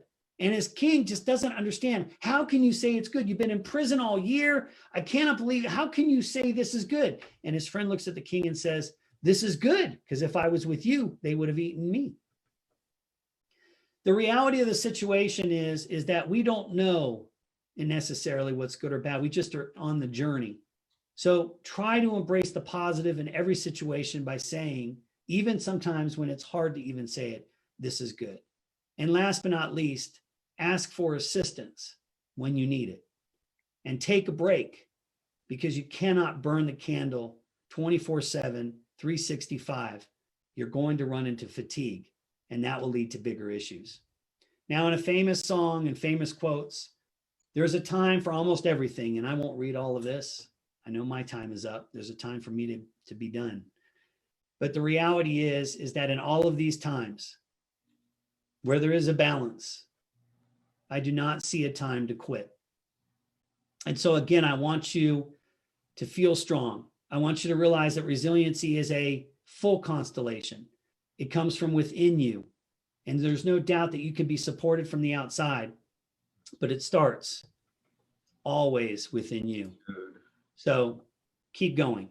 And again, dedicated to you, Anthony, John, Troiano, keep going. And to your family, keep going as well. Thank you, ladies and gentlemen, for the time. I do appreciate it. And again, very humbled to join you during this very, very special conference. Thank you so much. We sure appreciate you attending with us today. Do we have any questions out there from anybody? We'll give her a second. I have a question for you. Yesterday, I saw there is a report about in Africa, they again have started receiving the patients for Ebola. And if you look at here with this COVID-19 related situation, how you will correlate both of these viral infection coming up again and again and re-emergence? What do you think that could be the possible reasons that are basically sparking these cases? Well, I think that's $1 million question. I think that there are a lot of things that we're promoting, from zoonotic diseases, urbanization, world travel. I think there's a lot of things that we're doing in the world right now that is promoting outbreaks of disease. But I'll be honest with you, Dr. King, I don't have an answer to that question. That's a very good question. I do know that when you go to places that are endemically hit, for example, Pakistan, this is a classic example. Every year around Eid in Pakistan, you have CCHF, which is becoming more of an endemic threat than anything else. When a threat is endemic, the level of resiliency within a community is amazing. Because the threat is something they're familiar with, they don't necessarily generate the fear that keeps them from really being able to not only assess, but to rationalize the risk very accurately. So I think that when you look at regions of the world that are having repeated outbreaks of similar viruses, it's not going to be equivalent to what it would be like in the United States if CCHF presented itself. There would be absolute pandemonium in the United States, whereas in Pakistan around Eid, we see CCHF pop up almost every year. Okay, thank you. We have a comment here. That was very impactful. Thank you for sharing the stories of your resiliency. So real quick, a little bit of housekeeping. Remember, come back to the website at the end of the conference and give us your feel and feedback so that we can make these conferences better for you. And also, that's where you'll be finding your certificate of attendance if you need it for continuing education. All right. If we don't have any more questions, I think we are ready. Shazia, go ahead. Dr. Bender, there is a question in chat box for Sean, the name of the book that you recommended and that you were quoting. If you can mention that name of the book in the chat box, you are able to do that. So the people are asking about that book. Please. I will do that. I will do that for you guys. Good afternoon, Dr. Sattar. Good afternoon, Shazia. Dr. Bender. Thank you. Dr. Bender, please. All right, we are ready for our next guest. And like our senator from Canada, he also hails from Canada. In fact, Ottawa, Canada. I'd like to introduce Dr. Saeed Sater. He is Professor I always butcher that word. He is a distinguished professor of microbiology at the Faculty of Medicine, University of Ottawa, Canada, and Chief Scientific Officer of Cram Company Labs, Mississauga, Ontario, Canada. My apologies. He has been studying the environmental fate of microbes harmful to humans for over 5 decades now. Another focus of his work is evaluating and promoting safer and better means of preventing environmental spread of such microbes. microbial side test methods developed by him now form the basis of several national and international standards. With well over 200 peer-reviewed papers and chapters in conference proceedings and books, he has delivered more than 370 invited lectures worldwide. A registered microbiologist of the Canadian College of Microbiologists, fellow of the American Academy of Microbiology, a fellow of the Royal Society for Public Health, also an advisor to the Canadian and the U.S. governments, as well as the WHO World Health Organization and the Organization for Economic Cooperation and Development on various aspects of biosafety, infection prevention, and an invited member of the Global Virus Network. Dr. Sater is also a member of the advisory board of Health Care Services Institute, the Infection Prevention Strategy International Nosocomial Infection Control Consortium, and Virox Technologies. Noteworthy among the numerous awards and fellowships he has received are the Lifetime Achievement Award of the Ottawa Center for Research and Innovation, the Hygiea Gold Medal of the Rudolf Seitel Foundation, Hamburg, Germany, Queen Elizabeth's Diamond Jubilee Medal, and Distinguished Microbiologist Award of the Canadian College of Microbiologists and the ASTM International 2017 Award of Merit. Thank you for attending and welcome to the tropical Navajo Nation. Dr. Sayed. Thank you. Better.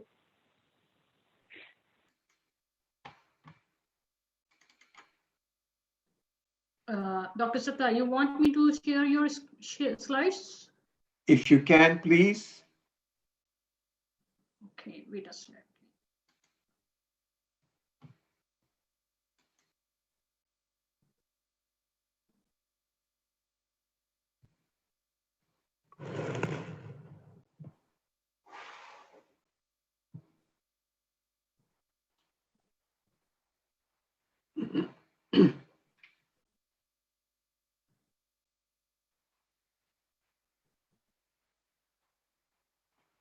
Okay, here you go.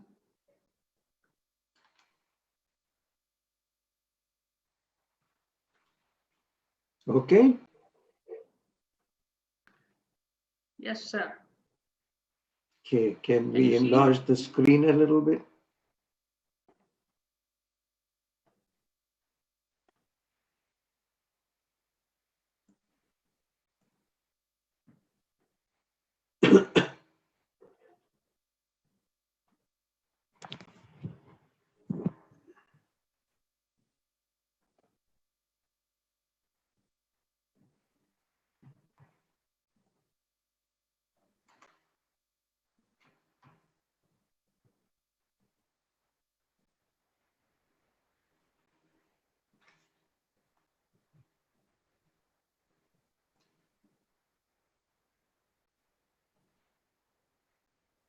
Here you go, Dr. Sater. I'm sharing Okay. from my screen. Yes. Okay, thank Just you let me very know much. when you need. Okay. Good afternoon, everyone. As you can see, the topic for my talk is rather challenging. It has required me to polish up my crystal ball to peek into the future. I also know that the COVID-19 pandemic has brought us nothing but challenges for over a year now. I will try and leave you with an optimistic note at the end of this presentation. Next slide, please.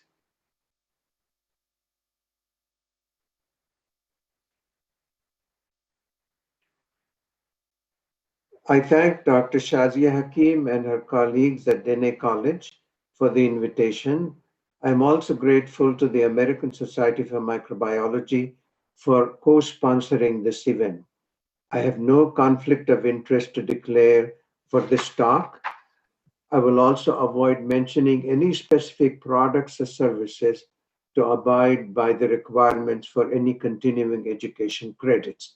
Next slide, please.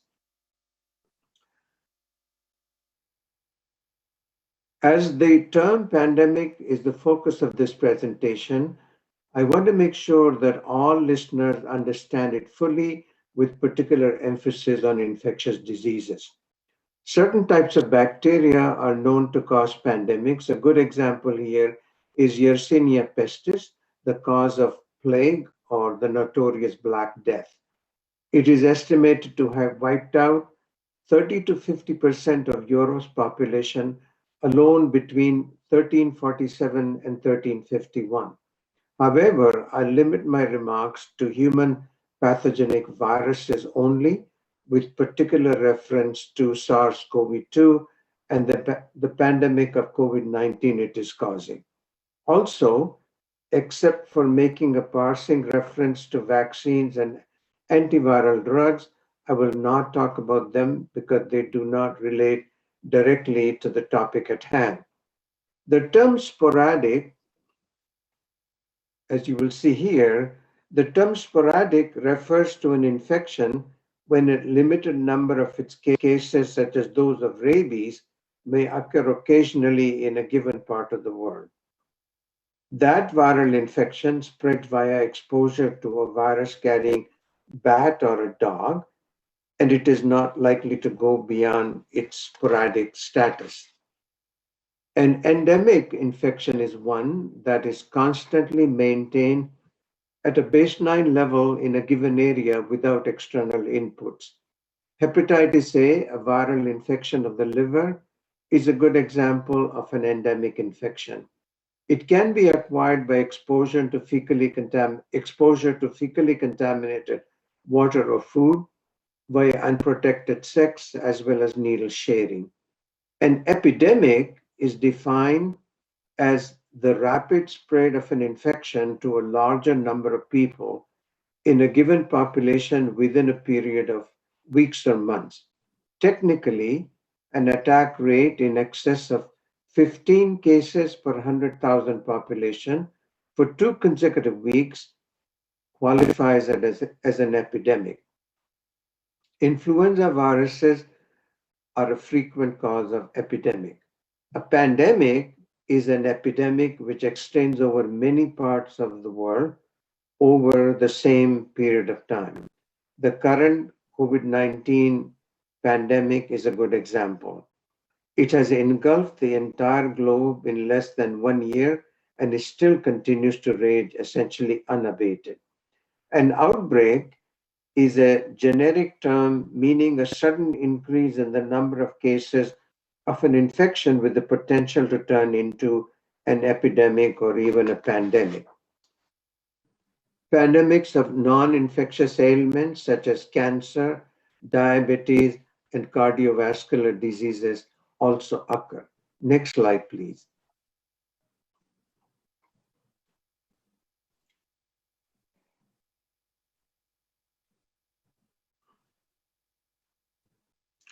Before discussing the specifics of the COVID-19 pandemic, I wish to give you a brief historical perspective on how we have dealt with pandemics of other viral diseases.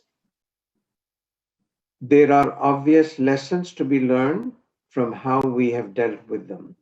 This table lists 5 types of viruses I wish to focus on. As you will see later, infection prevention and control, or Ipac for short, have and continue to play a significant role in our fight against them. Next slide, please.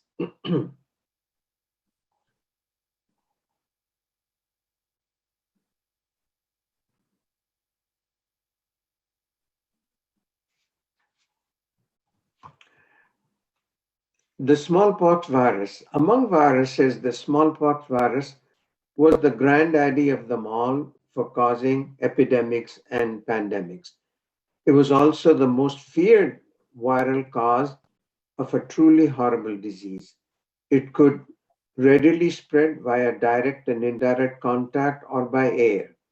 It could kill nearly 80% of those infected, depending on the strain of the virus as well as the level of immunity in the population.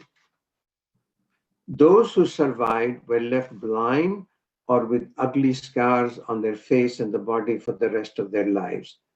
So many children died in its outbreaks that parents did not dare count them as their own till they had survived an exposure to the virus.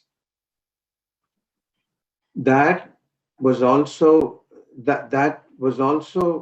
notorious virus, estimated to have decimated native communities in the Americas and Australia upon accidental or deliberate introduction of the virus.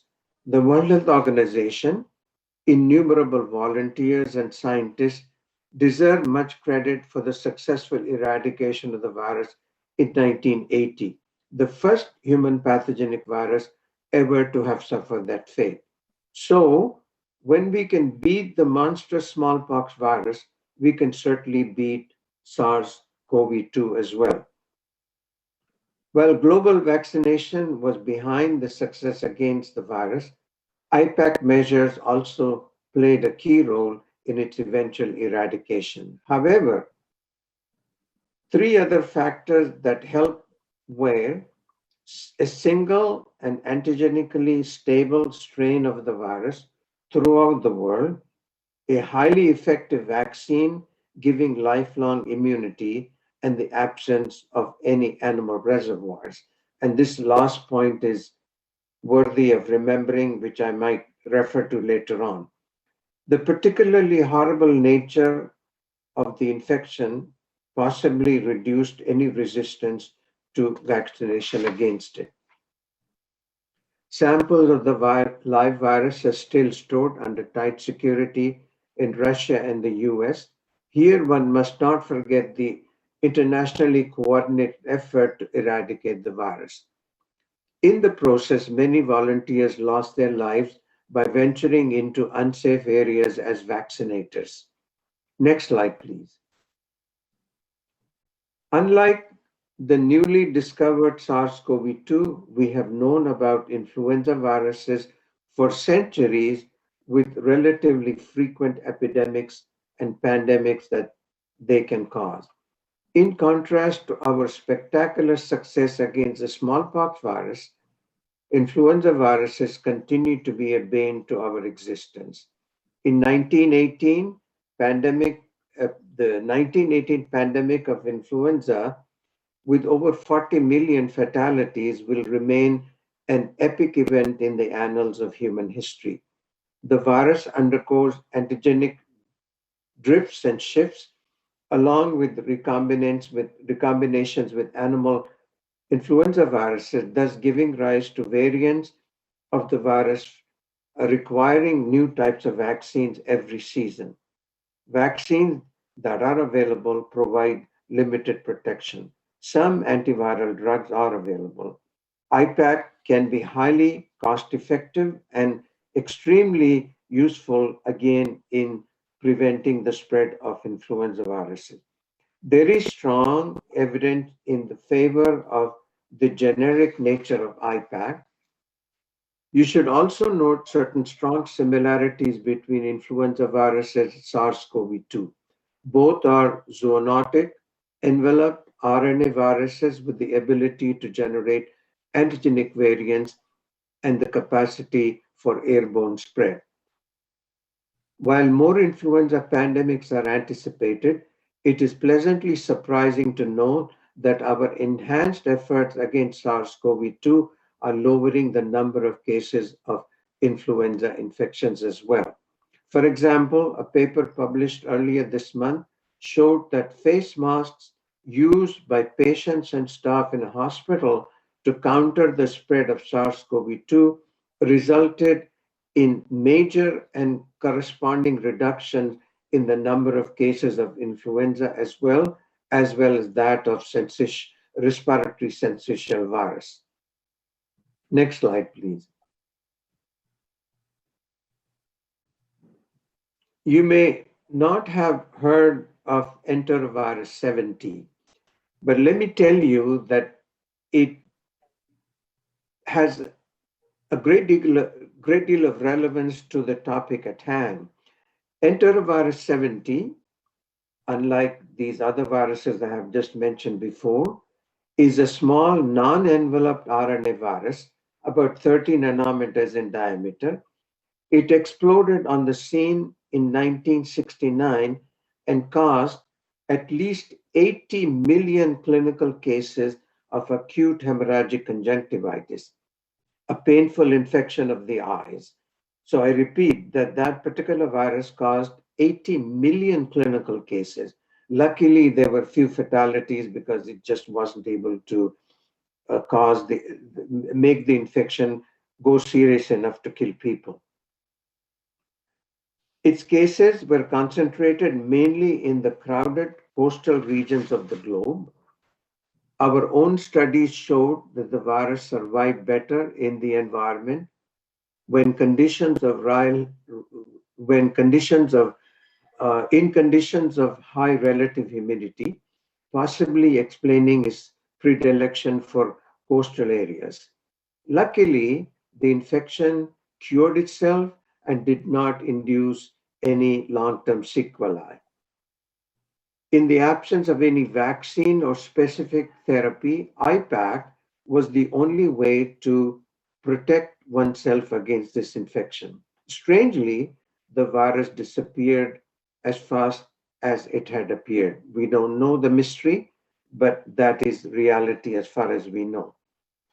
Next slide, please.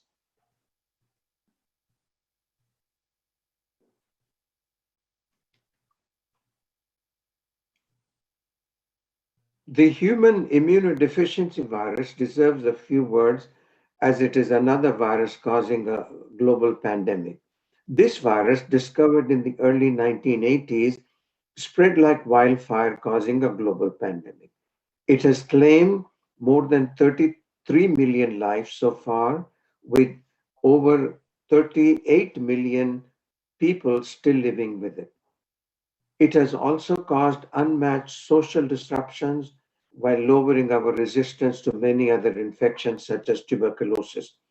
It is now a manageable chronic health condition, mainly with drug therapy.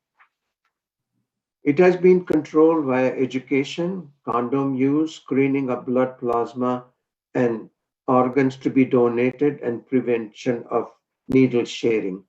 All attempts at vaccine development against it have failed thus far. However, there has been spectacular success in developing chemotherapy against it that, combined with the public education that I just mentioned a minute ago, have controlled the spread of the virus. If there is a good thing, and I put that under inverted commas, if there is a good thing about that virus, it is that it does not spread by environmental vehicles, but require intimate venereal or non-venereal contact and direct contact with contaminated body fluid. Fortunately, the virus is also quite unstable outside the body, thus not known to spread by environmental means. Next slide, please.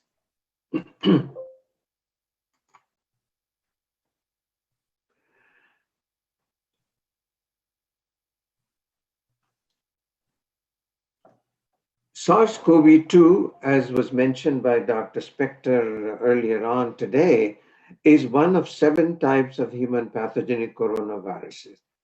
They are enveloped viruses with an RNA genome. Coronaviruses of humans remain inconsequential as a respiratory pathogens till the discovery of the 3 highly pathogenic viruses in the past 2 decades, each one as a zoonotic infection. This fact is significant for their successful control. The global pandemic of COVID-19 it is causing continues to rage. Several vaccines against it have already become available, but it is too early to know the duration of the protection that they will provide. It is also too early to assess the true impact of long-term sequelae from COVID-19. Nevertheless, Ipac has already proven to be highly effective in interrupting the spread of the virus. More on this in a moment. Next slide, please.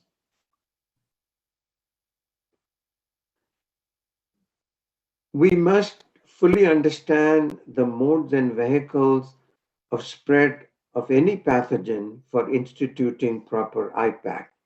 This diagram provides a bird's eye view of how SARS-CoV-2 spreads in nature as a respiratory pathogen.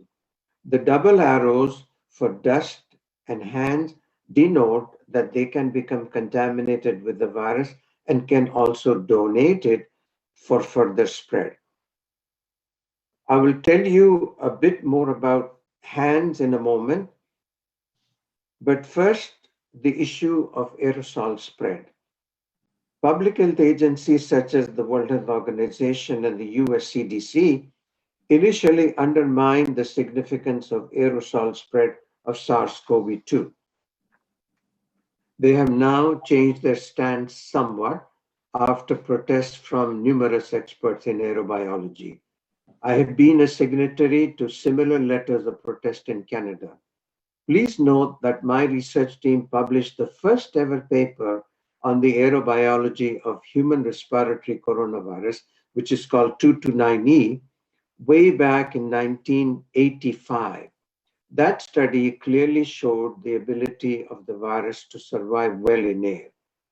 One less appreciated fact about SARS-CoV-2 is that it can replicate in the lining of the gut as well, with infectious virus discharge in feces, as Chuck Garba has already mentioned.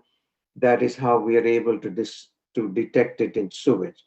This requires the institution Ipac against its enteric spread as well.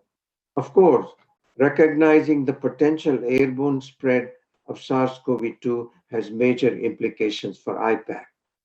Next slide, please. The potential for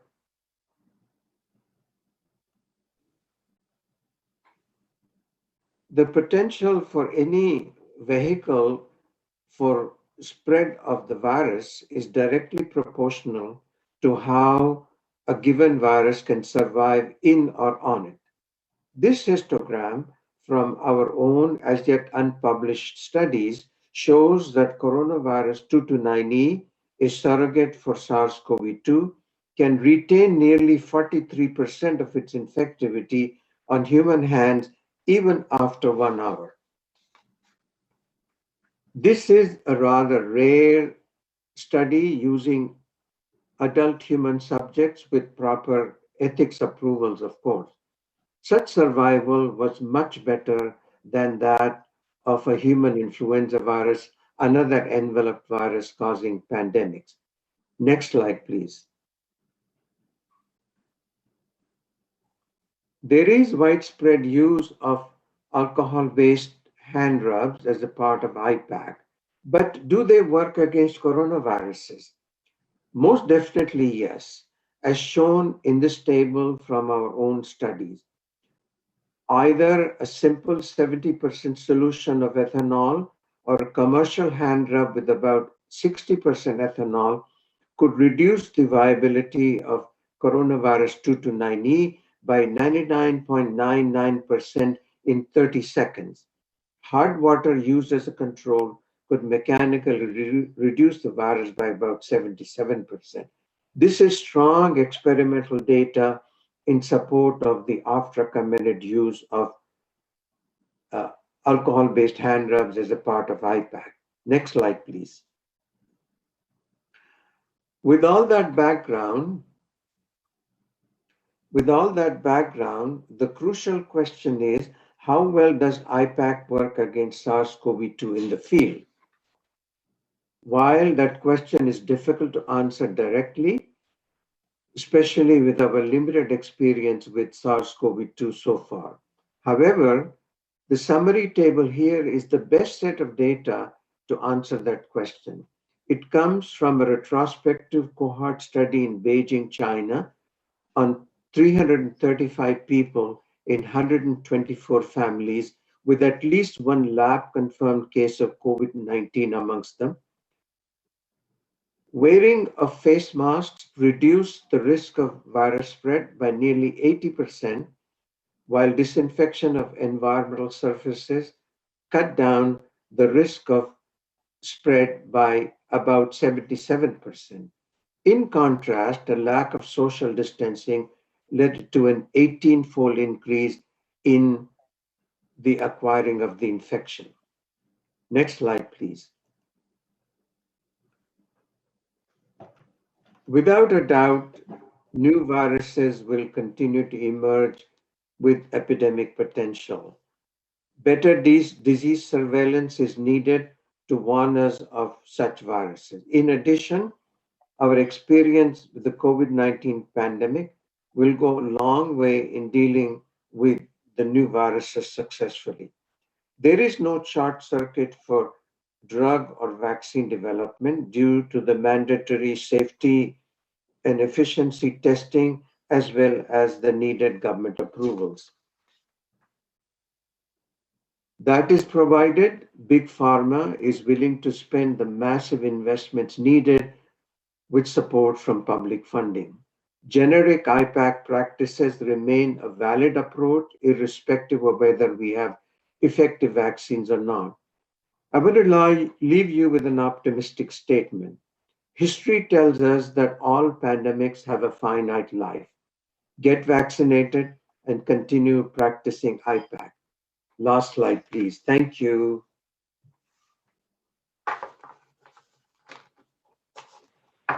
All right. We really appreciate an exceptional good talk on the other disease issues that are out there, especially with viruses. And so at this point, I would love to open up the floor if there are any questions from our audience. I want to also take this moment to thank all our international attendees as well as our speakers. We know how hard it is to get everybody crammed into a room to watch a screen, wearing masks and socially distancing. So we love having you attend today. So with that, I'll open up any questions that you may have.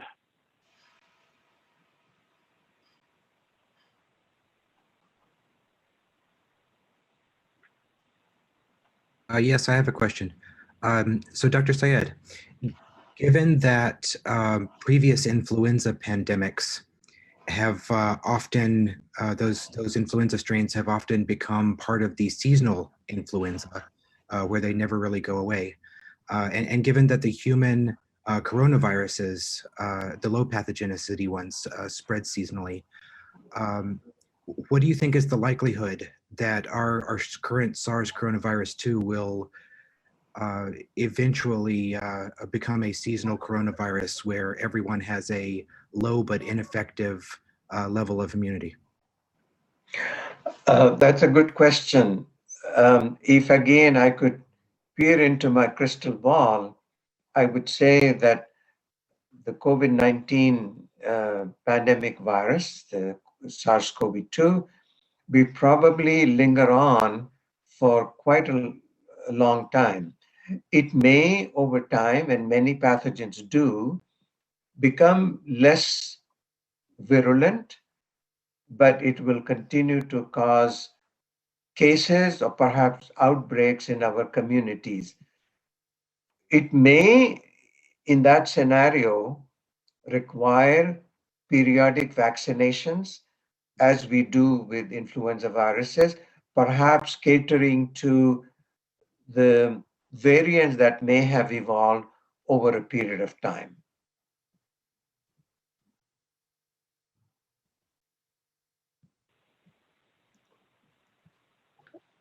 Any more questions from?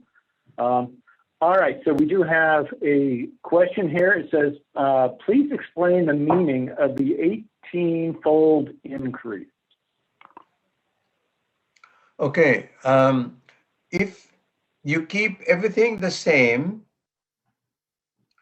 and do not observe this oft-recommended 2-foot distance between people, either as a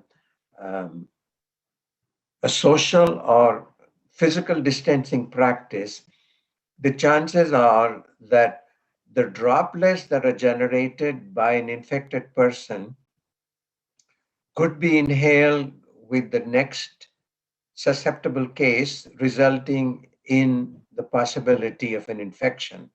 So what it suggested is that if you do not observe that physical or social distancing, the risk of acquiring an infection can be as high as 18-fold in the absence of that social distancing. But if you observe social distancing, then your risk can be substantially reduced. And there is plenty of data right now to be able to show that wearing of masks can indeed cut down on the risk of spread of SARS-CoV-2.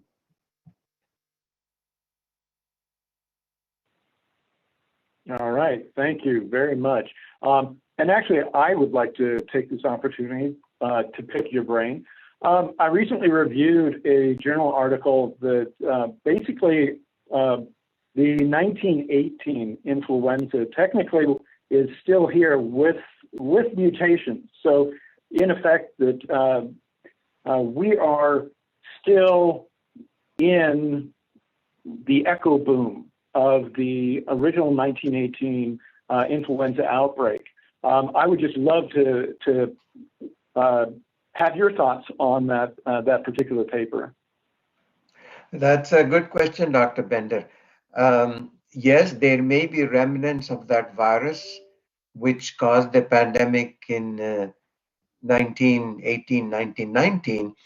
But one fact that is mentioned is that the number of fatalities or the severity of the virus infection probably was due to a co-infection with a Staphylococcus aureus. If that is the case, then again, we would have to create that same scenario for the remnants of the influenza virus from that season to be able to cause a large number of cases. So if that co-infection was a factor during the pandemic, if that situation does not exist under the circumstances now, then that influenza virus might cause cases, but perhaps not the same extent of destruction in terms of human life. All right, thank you. I do see that we have some other questions. I will ask everybody to please hold those until we have the roundtable at the end of this session. And I want to thank you. Doctor, hopefully you're staying warm up there in the Great White North, and please, please, please take us up on the hospitality. If you're ever in the neighborhood of Diné College, please stop by and visit with us. We'd love to have you. Thank you. All righty, all righty, all righty. We are ready for our next speaker. One comment that I would like to throw out there is that if you read the data, one thing that we need to really take in is that we need to look at our environment. Right now, it is estimated that between 60 to 75% of the diseases we have yet to discover actually will be of animal origin. And by removing forest cover, moving out into these wilderness lands, we bring ourselves as humans much closer to these diseases and the animals where the disease is endemic. So with that, I would like to introduce Dr. Ian Hogue. He is President-elect of ASM's Arizona Southern Nevada chapter. He is the Assistant Professor at Biodesign Center for Immunotherapy, Vaccines, Virotherapy, and the School of Life Sciences at Arizona State University. He earned a Bachelor's of Arts in Molecular and Cellular Biology at the University of California, Berkeley, where he performed undergraduate research on baculoviruses and worked as a laboratory technician studying alpha virus vaccine vectors at the Chiron Corporation. He worked as a laboratory technician at the University of Texas Southwest Medical Center, studying HIV-1 latency. He then earned his PhD in microbiology and immunology at the University of Michigan studying HIV assembly. Dr. Hogue then completed a postdoctoral training at Princeton University studying alpha herpes virus egress and spread. Dr. Hogue's research focuses on neurovirology, the molecular and cell biology of viruses in the nervous system. Specifically, Dr. Hogue's laboratory uses specialized live cell fluorescence microscopic methods, cryo-electron microscopy, structural biology methods, and primary neuron cell culture methods to study how alpha herpes viruses interact with the molecular and cellular biology of neurons. And with that, please welcome Dr. Hogue. Thank you very much, Dr. Binder. And I'd like to start by thanking the organizers for inviting me to speak and for organizing a really great conference. I've learned so much from all of the other speakers today, and now I hope to pay it forward by telling you about a few of my areas of expertise. So I'm a virologist. I run a research laboratory at Arizona State University in the Biodesign Institute.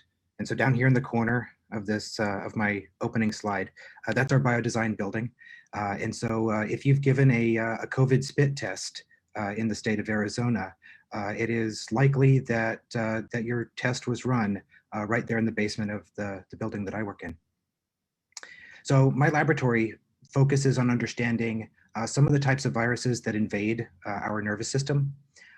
They spread to our brains. They can cause acute illnesses like encephalitis, and can possibly trigger longer-term diseases, neurodegenerative diseases like Alzheimer's.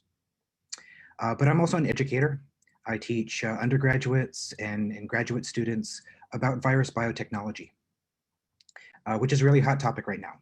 Everyone wants to know how do the COVID-19 vaccines work?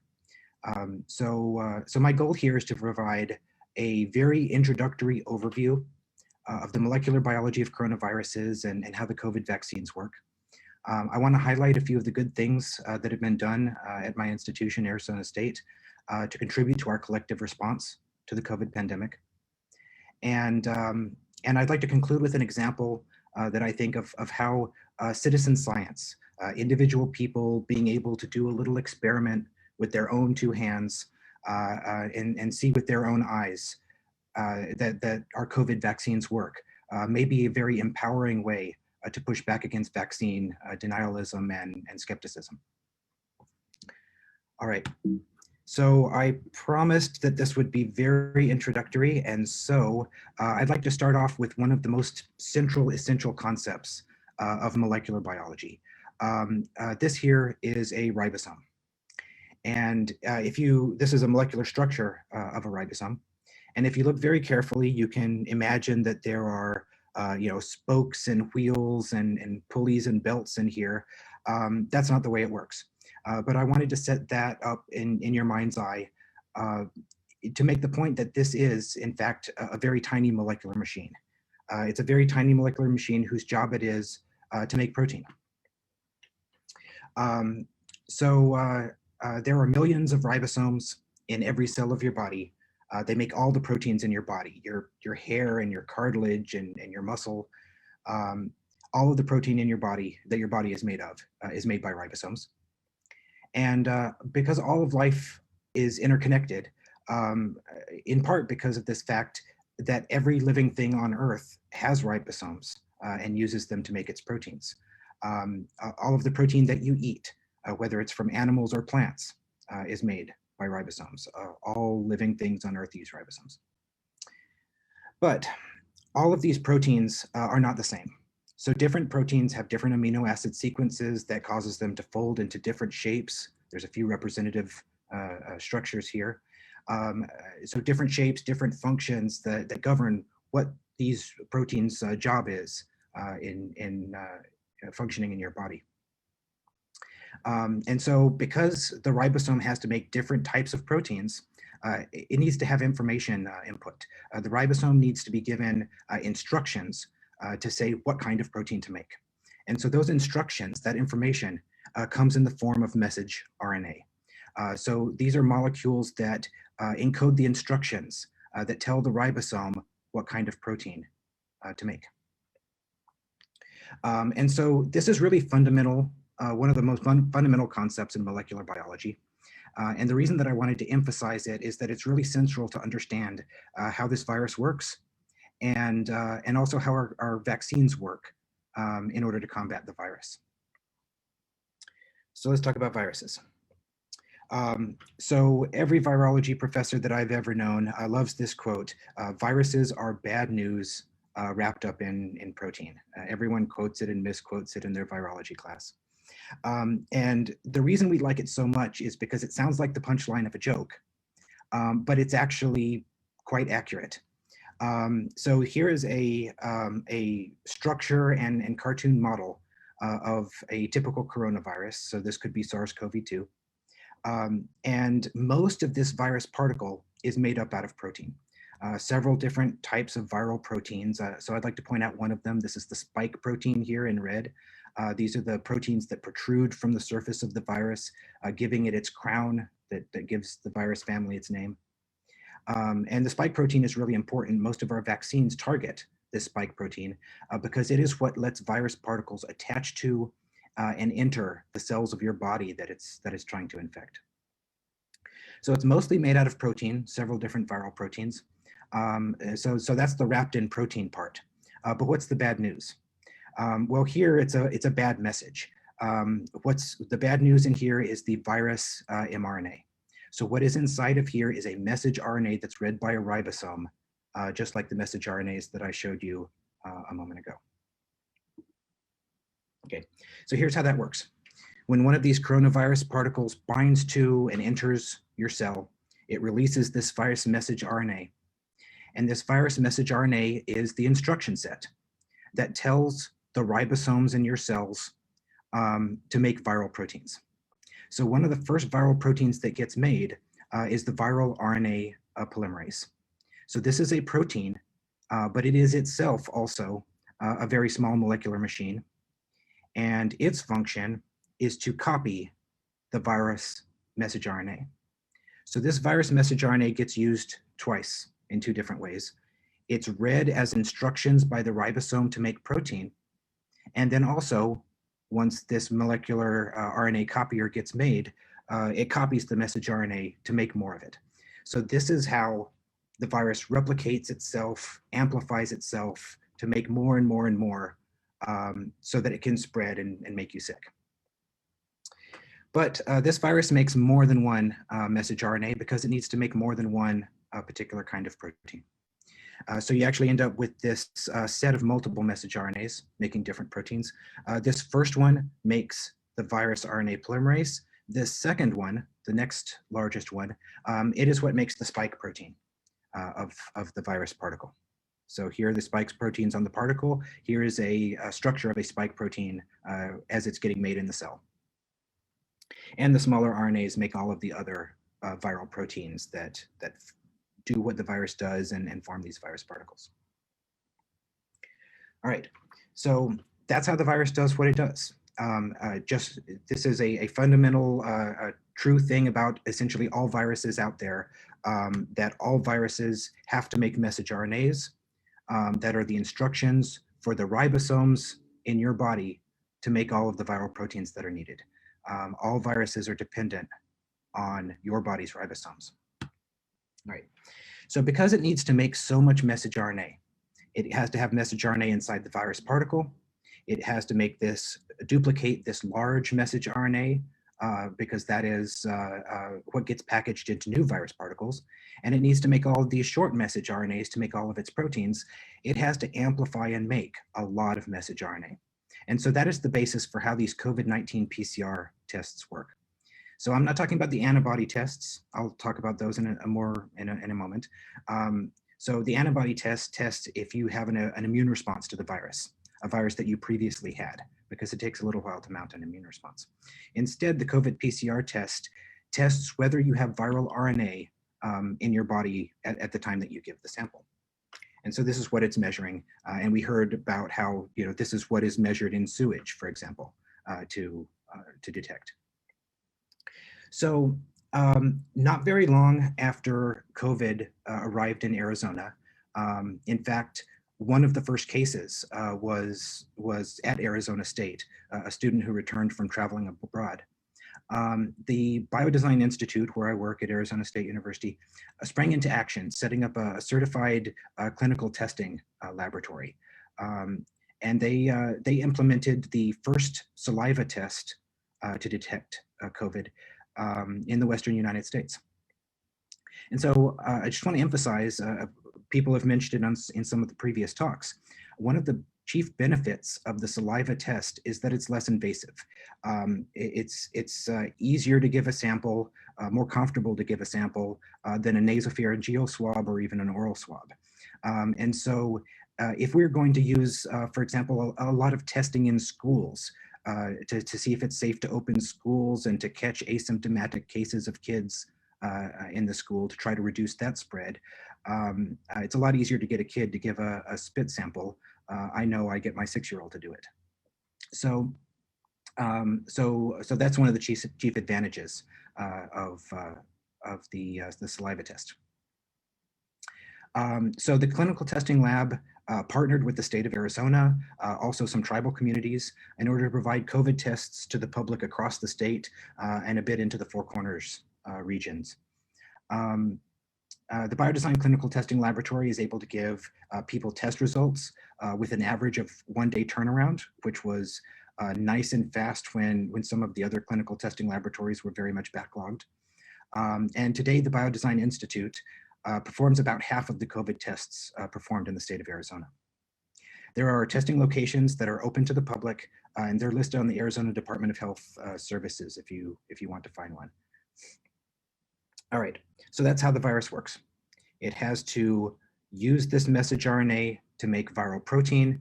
That viral protein copies the message RNA to make lots of it, and then it uses all of these message RNAs to make all of the proteins that it needs.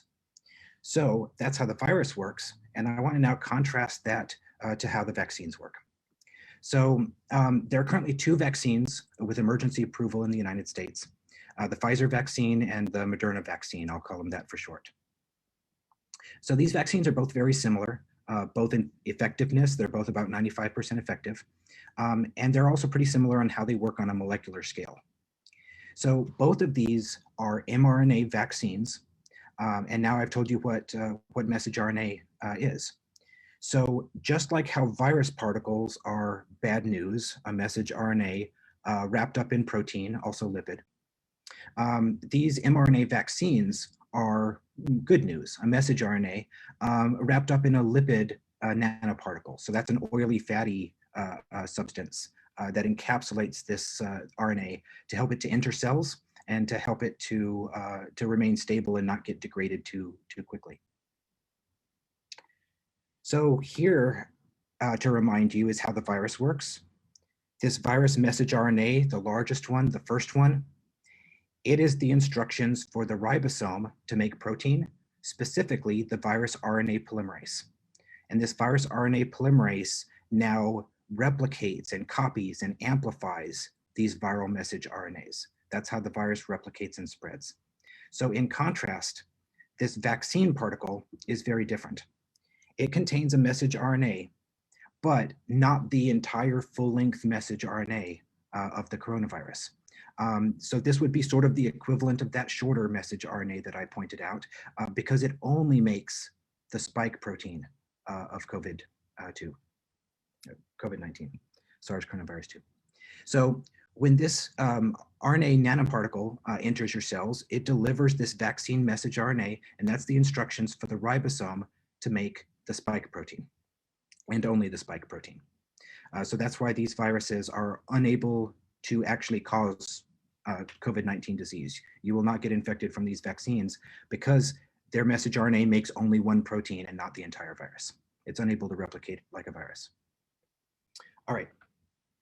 So message RNA vaccines have been on the horizon for a long time. Molecular biologists, vaccinologists knew for a long time that this might be a way to very quickly and easily make a new vaccine, for example, to respond to a pandemic.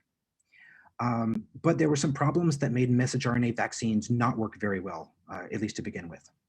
So remember how our coronavirus was a message RNA, bad news, wrapped in a protein. Well, lots of viruses work that way. And so our cells and our immune system are always on the lookout for RNA in places that it shouldn't be. RNA rings the alarm bells in your immune system because it's a good sign that there might be a virus lurking around. And so if you give these lipid nanoparticles containing message RNA, that sometimes rings too many alarm bells and causes too big of an inflammatory response. So the second problem is that message RNA doesn't normally last very long in your body. It gets used a few times to make a few copies of protein, and then it gets degraded and more has to be made. So because these are rapidly degraded, you don't get very much protein out of each message RNA. So to overcome these problems, researchers solved both of these problems by using chemically modified RNA. So this is a chemical modification that occurs naturally in your body. So this is one of the chemical constituents of RNA called uridine. And if you swap this red chemical group and this blue chemical group, you end up with a different nucleotide called pseudo-uridine. And by flipping these positions, this process happens naturally in your cells. We're just mimicking it in the vaccine. This chemical change makes your immune system not overreact to it quite so much, and lets the message RNA stick around longer so that you get more protein produced from each message RNA. So it can be used more times to make more spike protein. All right.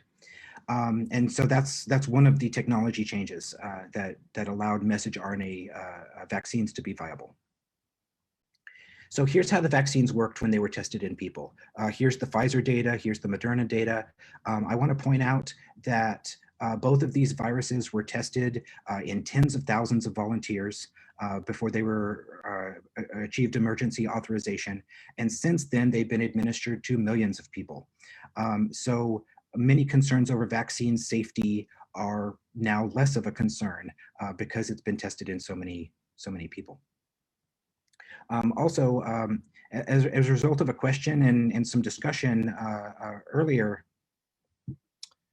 I wanted to point out that in this clinical trial data, there is a breakdown of the races and ethnicities of people who participated in the trial.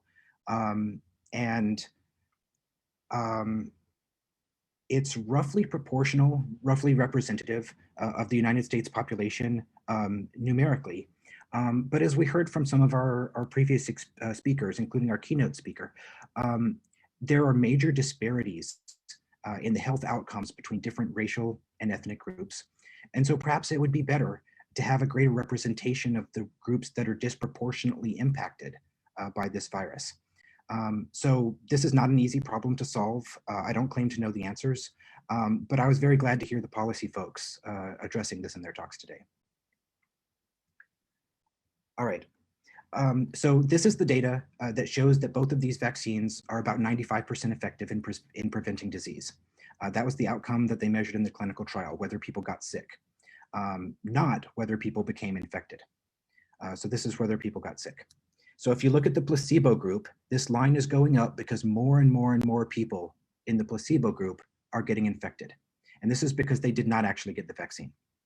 For the group that was vaccinated, after approximately 10-day lag time after the first dose, this line now stays mostly flat, which means it's not going up. You're not getting more and more and more people sick with COVID. And so by comparing these two lines and doing a lot of statistics, you can estimate that, that these vaccines are about 95% effective, both of them. I think in the question and answer, somebody asked about adverse events. So I plugged this data in really quick. In terms of adverse events, mostly they are not very severe. Most people experience injection site pain. I was vaccinated and I can confirm that's true. A lot of people experience fatigue. I was a bit tired, but I have a toddler, so that could be why. Headache, muscle pain, joint pain, all of these become increasingly less common. And then in terms of people having very severe reactions like anaphylaxis, that is exceedingly rare. Okay, so the big questions that remain. We know that the Moderna and Pfizer vaccines both protect against disease, especially severe disease. They keep you from dying from this virus. But it's not entirely clear yet whether they reduce or eliminate you getting infected and transmitting the virus. So it could be that in some cases, people who are vaccinated are being converted into asymptomatic carriers and could still spread the virus. More research needs to be done into this. And this is one of the reasons that the public health people are recommending that people still practice social distancing and wear masks even after you've gotten the vaccine. I'm sure we will find out more in the near future about this. All right. So that was the 2 vaccines that we have right now available under emergency use authorization in the United States. But there's another class of vaccines that are being used in other parts of the world and may be available in the United States soon. And these are adenovirus based vaccines. So so let me explain how these adenovirus vectored vaccines work. So instead of a particle containing message RNA, how they make these is to put a DNA copy of the COVID-19 spike protein into a entirely different virus, adenovirus. This is a virus that has been studied for a very long time. We know a lot about it. It tends to cause mild common cold symptoms. It's endemic in the population. Essentially, everyone has had coronavirus infections at one time or another. Generally, no severe disease from these viruses. So when they put the DNA of the spike protein into this vector, that breaks the adenovirus. So these particles are now broken. They cannot replicate, they cannot spread as a virus anymore. And so that makes them even safer.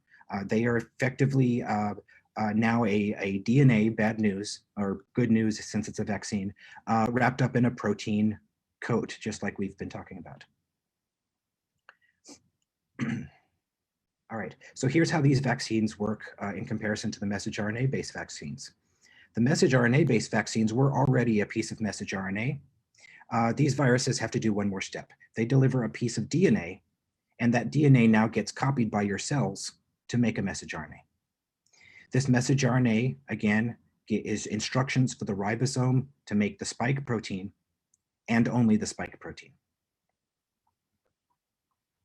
So there's several adenovirus-based vaccines out there. There's one that is in limited use in China. The Russian Sputnik vaccine is adenovirus-based. The AstraZeneca Oxford vaccine that's widely used in Europe is adenovirus vectored. And now the Johnson & Johnson vaccine in the United States, they have just applied for emergency use authorization. So this vaccine may be available in the United States very soon. So here's a little bit of statistics on that vaccine.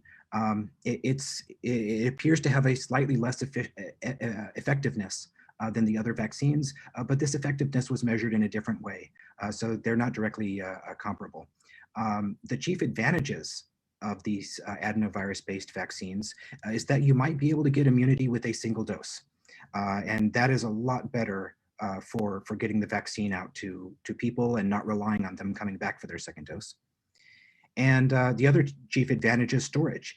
These can be stored for a long time at refrigerator temperatures, in contrast to the mRNA-based vaccines that require a strict cold chain and storage conditions. All right, so here's the comparison between the two. In both cases, both of these vaccines, the mRNA vaccines and the adenovirus-based vaccines, make a messenger RNA, and that is instructions that are used by the ribosome to make the COVID-19 spike protein, and only the spike protein. So again, you're not making the entire virus. These vaccines cannot give you COVID. All right, so once this spike protein is made in your body, your immune system recognizes it as a foreign protein and learns how to attack it. So that way, if you were ever exposed to the real virus, your body already knows how to attack it.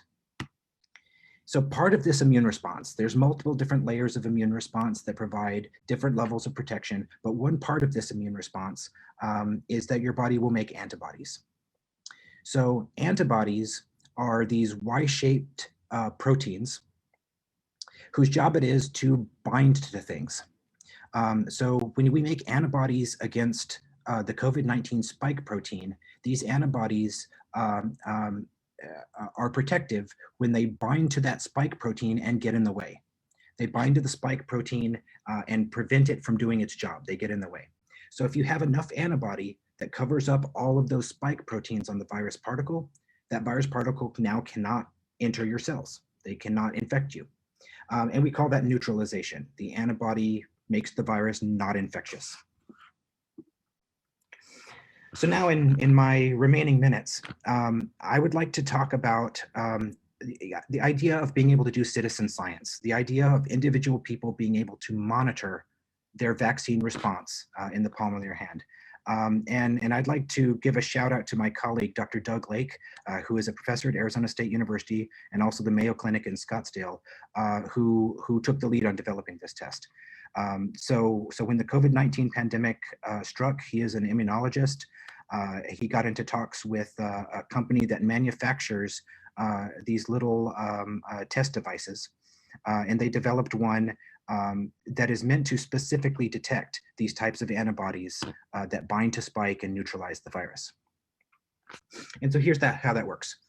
This is what the device looks like. It's sort of like a pregnancy test. On a pregnancy test, you apply urine to the stick and the fluid flows up the device and lights up 2 lines. One line is a control line, so it should light up to show you that the device is working. And the other one is the test line. So in the case of a pregnancy test, it's detecting pregnancy hormones, and so it tells you whether you're pregnant. This is similar, except that it uses blood, and it is detecting whether there are antibodies in your blood against the COVID-19 spike protein. So here's how you perform this test. It's simple, it's fast, people can perform it themselves with their own 2 hands. So you disinfect your finger, you use a lancet to make a tiny pinprick on your finger. It feels like a paper cut, it's not very painful. People who are diabetic sometimes do this to measure their blood sugar. And then you get a tiny drop of blood.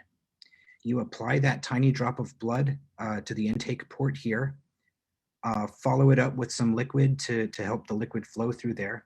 You wait about 10 minutes, and what the liquid's gonna do is it's gonna flow up this device and light up these 2 lines, depending on whether you have antibodies in your blood. So unlike a pregnancy test, though, you actually get an opposite readout. So if you do not have antibodies against the virus in your blood, a colored molecule binds to the blue line here and turns it blue. So you do get a test line lighting up if you do not have antibodies. And then the more COVID antibodies you have in your blood, this causes the blue line to get lighter and lighter until it eventually fades away and disappears. And so this is the way that it measures how much COVID antibody is present in your blood. So here's the citizen science, right? I am a researcher, but I was not involved in this research project as a researcher. I was involved in this research project as a participant, as a patient. And this is why I think it would be so nice to use this to combat vaccine skepticism. So I was lucky enough to be able to get my first dose of the Pfizer vaccine on December 30th. We've got a biosafety level 3 laboratory in the Biodesign Institute where we grow the virus. And so that qualified me to get vaccinated as a phase 1A healthcare worker. And so I got vaccinated, took a picture of myself here in the car and shared it on social media to tell all of my friends and family that, you know, look, this vaccine is safe. You guys know me.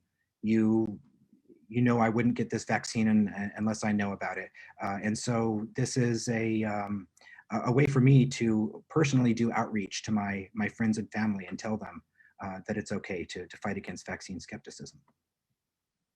And so then once I got the vaccine, I was able to participate in this trial to measure the vaccine response. And so these are my very own test kits that I took. This is mine from before my first dose, and you can see that the blue line is lit up. So I did not have pre-existing immunity to COVID-19. I did not catch it before I got the vaccine. I got my first dose of the vaccine about 20 some days later before my second dose. I took the test again, and you can see the blue line is still there. It's maybe a little bit lighter, but it's still there. And so this shows that even after the first dose, you don't necessarily get a very large antibody response. And this is one of the reasons that a second dose is more necessary. So finally, this is mine about 10 days after my second dose of the vaccine. And you can barely see the line here, but it is much fainter. And so this shows that I've moved here into this in between medium and high category.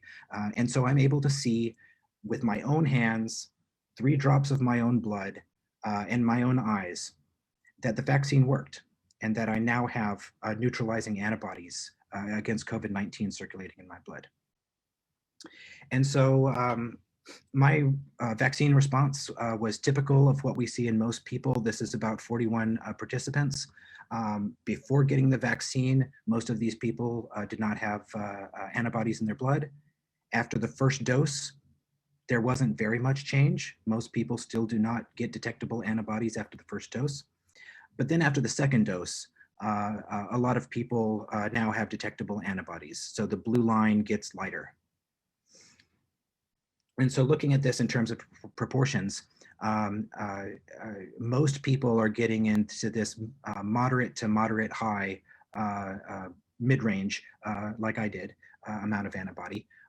But a few people seem to have very, very low responses.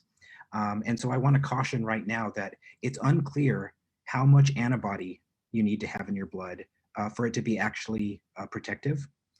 It could be that it's likely that these people who have low antibodies are still protected because antibodies are just one of our multi-layered immune responses. These people probably also have T-cell immunity to the virus. All right. So here's why I think it would be important as an idea for citizen science to combat this vaccine skepticism, which is that we have a trust issue. People have less trust in doctors, less trust in scientists, certainly less trust in politicians and their governments. And so citizen science may be a way to fight against vaccine skepticism by allowing people to see with their own 2 hands that their vaccine is working. Using a drop of their own blood, you don't need to go send your sample off to an unknown black box laboratory. You can see the test develop right before your own eyes. And so I'd like to say, imagine if everyone who wanted to, could perform a test like this themselves to see whether they had an antibody response to the vaccine. They could talk about it with their friends and family and say, yeah, it worked. I think that could go a long way to combating some of this vaccine skepticism that's going on.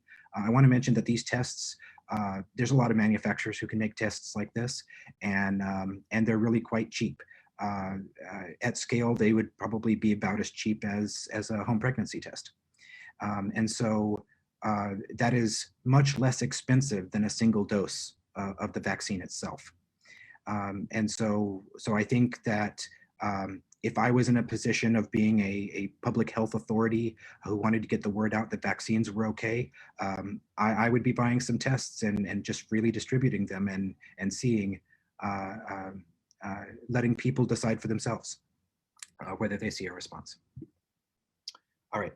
So with that, I'd like to thank my colleagues at Arizona State University who've done a lot of this, particularly Dr. Doug Lake, who did that antibody test. This is my laboratory at Arizona State, and they're a pretty fun group to work with. So with that, I'd be happy to take questions. Great, exceptional. In fact, I've even got comments for you saying, now I feel comfortable taking the vaccine. So an exceptionally good job. By the way, the greatest form of flattery is, I want to steal some of your slides. So with that, I'm going to read a couple questions here. And the first one is, what is the microbiology saying at this point regarding the allergies to the messenger RNA vaccines?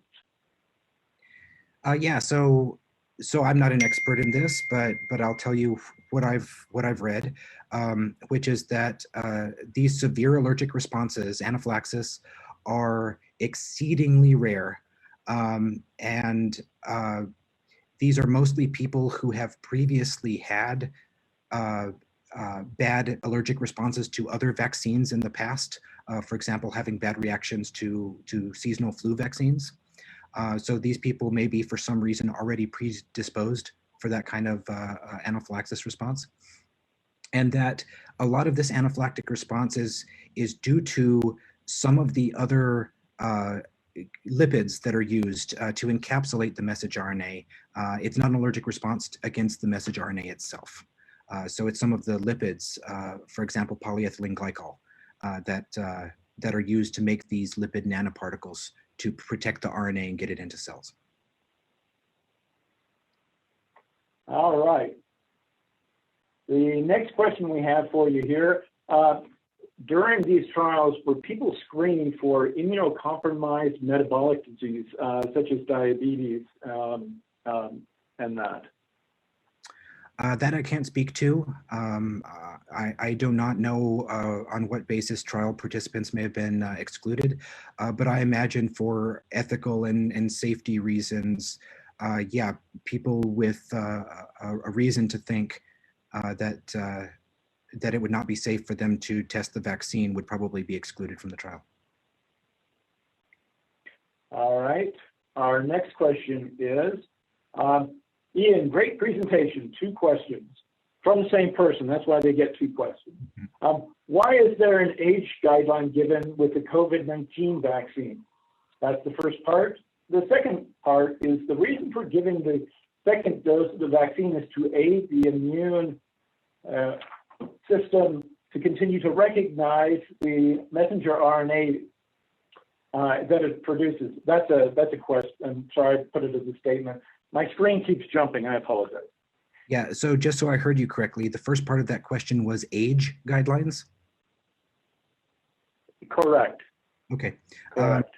Yeah, so in terms of the vaccine rollout, public health authorities wanted to get the vaccine out to the most vulnerable people who are most likely to have severe COVID-19 disease.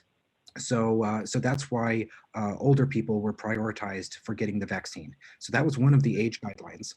The other age guideline is that the emergency approval for these vaccines did not include younger people. I believe the cutoff was 16 years old. And this is because younger kids were not tested in the first clinical trials. I'm sure clinical trials are continuing to determine whether it's safe and effective in children. It would be great if it is safe and effective and we can get all of our children vaccinated as well. But we need to actually do the experiments and make sure that it's safe and effective. So because children are young, they're not adults, they cannot really consent fully. And so that was one of the reasons that younger kids were excluded from the clinical trials. Oh, and so that was the second question. Remind me what the second question was. And my bad, you were answering them and it disappeared on me. So it was about it was why do we need the second booster vaccination of the messenger RNA right series? Right. So so as a basic principle of immunology, our immune system, its job is to go kill cells that are virus or bacterially infected. So parts of our immune system are literally cytotoxic. They kill cells. So they go around and kill virus infected cells. And so that's dangerous. If not controlled properly, we get bad things like autoimmune diseases where our immune system attacks healthy cells and that makes us sick. And so we have evolved that our immune system is carefully balanced to try to react to things strongly enough and fast enough, but not overreact to things and cause more harm than good.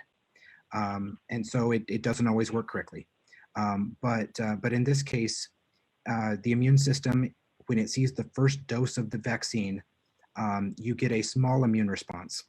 And then when you give a second dose of the vaccine, that causes the immune response to ramp up even further, as if the immune system was saying, oh, this virus is still around, we need to keep on mounting a stronger immune response to it. All right.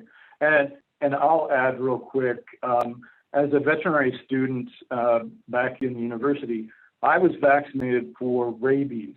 And that was a series of 3 vaccinations in a row done intradermally. I will admit it's been 25 plus years, and I actually had my titer checked here just last year. And with no booster vaccination, I have maintained a titer that's higher than the minimum recommended WHO standard. So booster vaccine is very important for any of our disease vaccination programs. We are just so used to just going and getting that single vaccine for flu every year. And I think that's where some of that comes from. So, Dr. Hakim, do we have time for any more questions? Yeah, there is a question that is for Dr. Sattar. That is about what about the usage of layers of mask, because this is something that we have started to listen now when Dr. Forsai also mentioned that we should use the double mask or double up the mask because of these new variants. So Dr. Sattar, would you like to mention something about that? Is he here?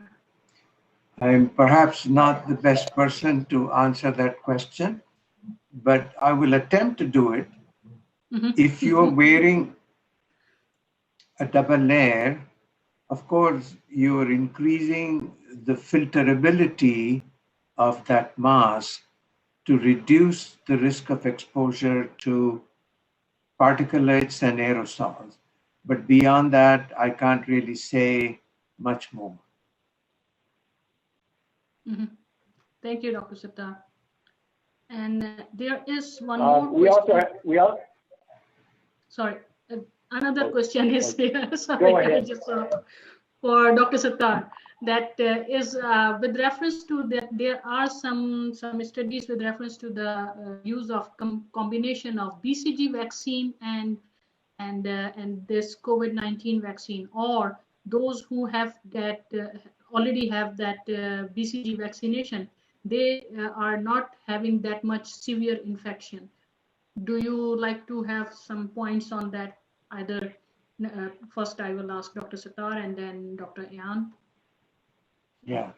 So perhaps Dr. Hogue is a better person to answer that question. But I know that in the international global virus network that I'm involved in, there has been a lot of discussion about the use of live polio vaccine, and there is an indication that it probably reduces the risk of a COVID-19 infection in those people who have an active live polio vaccine response. So there is an attempt to investigate this further, but I can't really say much about the effect of BCG on protection against COVID-19 or SARS-CoV-2. Thank you, Dr. Sattar. So I don't know the answer to that, but I can repeat one of the things that I've heard, which is that other vaccines against other viruses aside from COVID may be to a small degree protective, not because it's teaching your immune system how to recognize COVID, but rather it's acting like an immunomodulatory.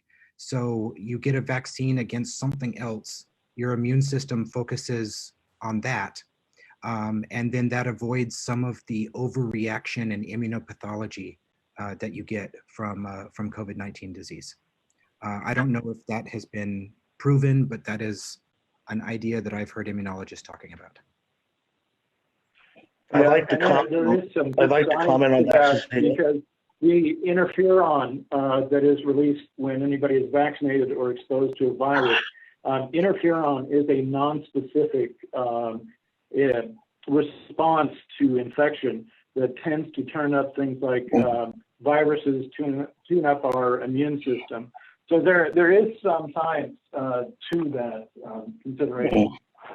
What's happening is there's an epigenetic modification of histone 3. And what that's doing, and that's only occurring with previous infections, there's an upregulation of the innate immune system. And we know it's because of the histone modification on histone 3. And so it's becoming methylated, it's opening up the DNA, and it's pumping up the innate immune system. And so what we're seeing is that goes back again to what we call the hygiene hypothesis. And the hygiene hypothesis tells us that our immune system is, especially when we're younger, is an ongoing process, and it has to be challenged. And we find that those who had greater challenges when younger tend to have a healthier immune system when older. And it looks like, again, that's going to epigenetic changes. And for those who don't know what an epigenetic change is, it's not a change in the sequence of DNA, it's a change in what's being expressed by the DNA. So, all right, we are reaching the end of our session here. Oh, sorry, did you want to say something? All right. Yeah, Dr. Bender, we are reaching there is a question from Dr. Carletta Chief. Okay, go ahead and ask the question. So there is a question from Dr. Carletta Chief for Dr. Ann, that do you know if the child COVID-19 vaccine trials will be recruiting Navajo children or Navajo child participants? Any idea, or have you heard of, or anyone else in the forum among the panelists who have any idea or any answer for this question? No. Okay. So over to you, Dr. Bender. Sorry. Okay, so we're wrapping up this particular portion of this afternoon session. I want to thank everybody, especially our friends and guests from the Great White North and around the world. It shows just how important our little corner of Navajo is, that we are in the international world. We are a member of the world. I want to make sure one of our sister organizations is doing a One Health conference in April. I will put that into the chat. It is from the University of Alaska Fairbanks. I encourage any of you that have an interest in what we've been discussing today to attend this online conference. Is exceptionally good. Also, as a veterinarian and a public health person, please, please, please do not deworm yourself with Ivomec. It's a cow medication. And with that, wash your hands, please wear your masks, and get that vaccine. Thank you. Oh, and now, up next is our great and powerful Wizard of Oz, Dean Tutt. He will be talking to us now. And I will turn it over to Dean Tutt and sit back and listen to the end of the meeting. Thank you.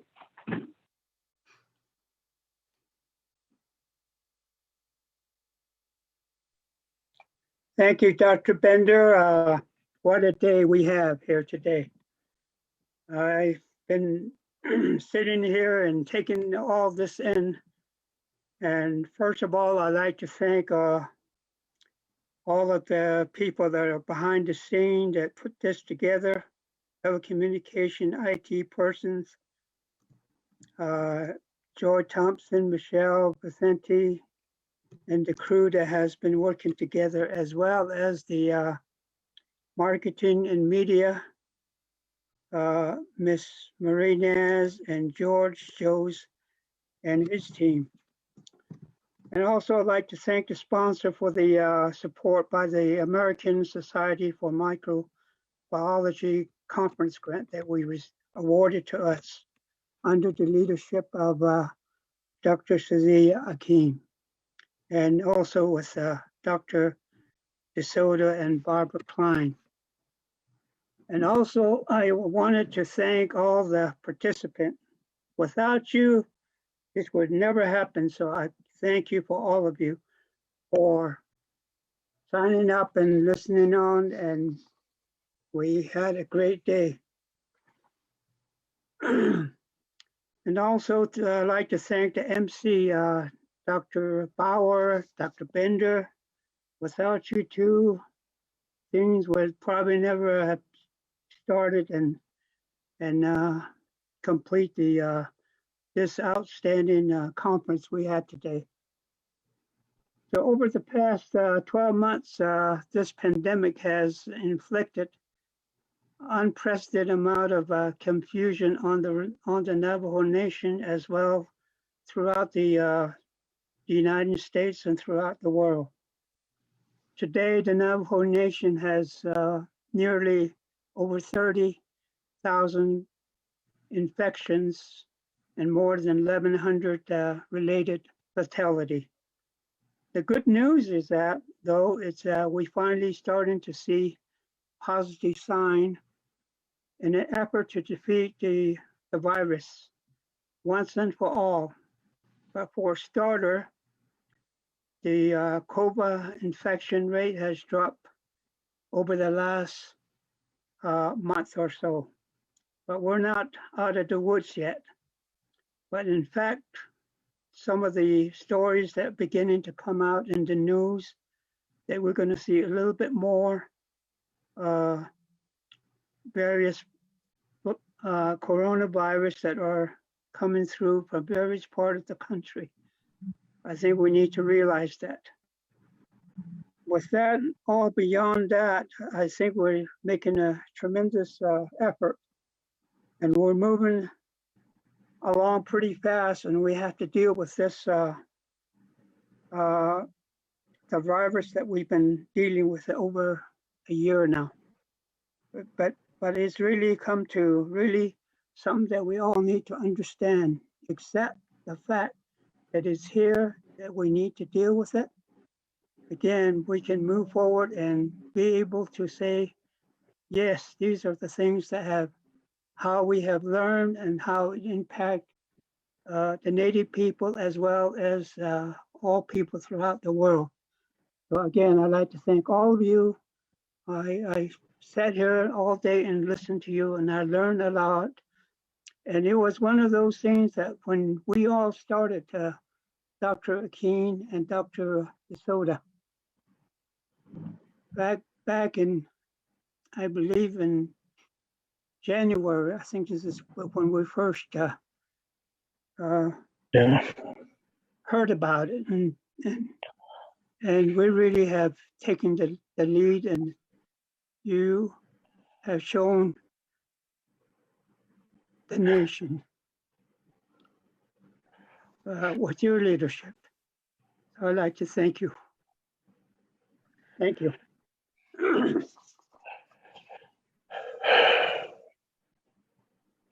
I'm a Tachini and I'm a Shina. I'm actually from near Shiprock. So if you know Shiprock, New Mexico, so I'm originally from there. So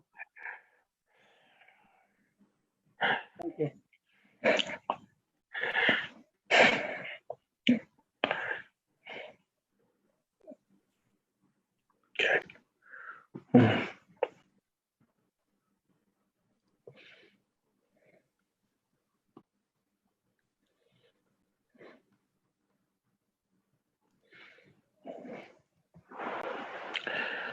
Okay. Thank you very much, Mr. Tutt. That was so kind of you for being us and appreciating all the efforts that we are trying to do from the School of STEM. Now I would like to invite Dr. Joseph DeSoto to summarize what we have heard throughout the day and what are the lessons that we are going to take with us? Dr. Joseph. Thank you. Thank you, Dean Tutt. We saw the monster arise in Wuhan, and that was towards the end of December in 2019. Early in January, I recall Dean Tutt, me, you, and Shazia were talking about this disease. By February, we had gone to the administration, and the administration started to act. We started masking, social distancing, months before the CDC required it. And as I said earlier, we raised the flag in February before the virus reached these lands. Deafness from the federal government. And then the governor of New Mexico said this could be an existential threat to the native population. Deafness from the government. And it continued. And we have a healthy distrust of the government. Since the founding of this nation, promise after promise after promise was broken. And so we at Diné College, we as Indigenous people from Canada to the United States, we started to prepare because we knew they would fail us again. And so with the leadership of the Navajo Nation and of Diné College, we prepared. And now we're doing better than the rest of the country. Not from the help of the government, but from what we did as a people. As the senator from Canada said, racism is apparent. And we will never, ever be accepted. It's already been 400 years, it hasn't happened. And so we, as Diné College, representing the indigenous tribes, we need to look after ourselves. We need to create our doctors, our nurses, our scientists. And Diné College is doing that. And we will continue to take the leadership role nationwide among the indigenous colleges.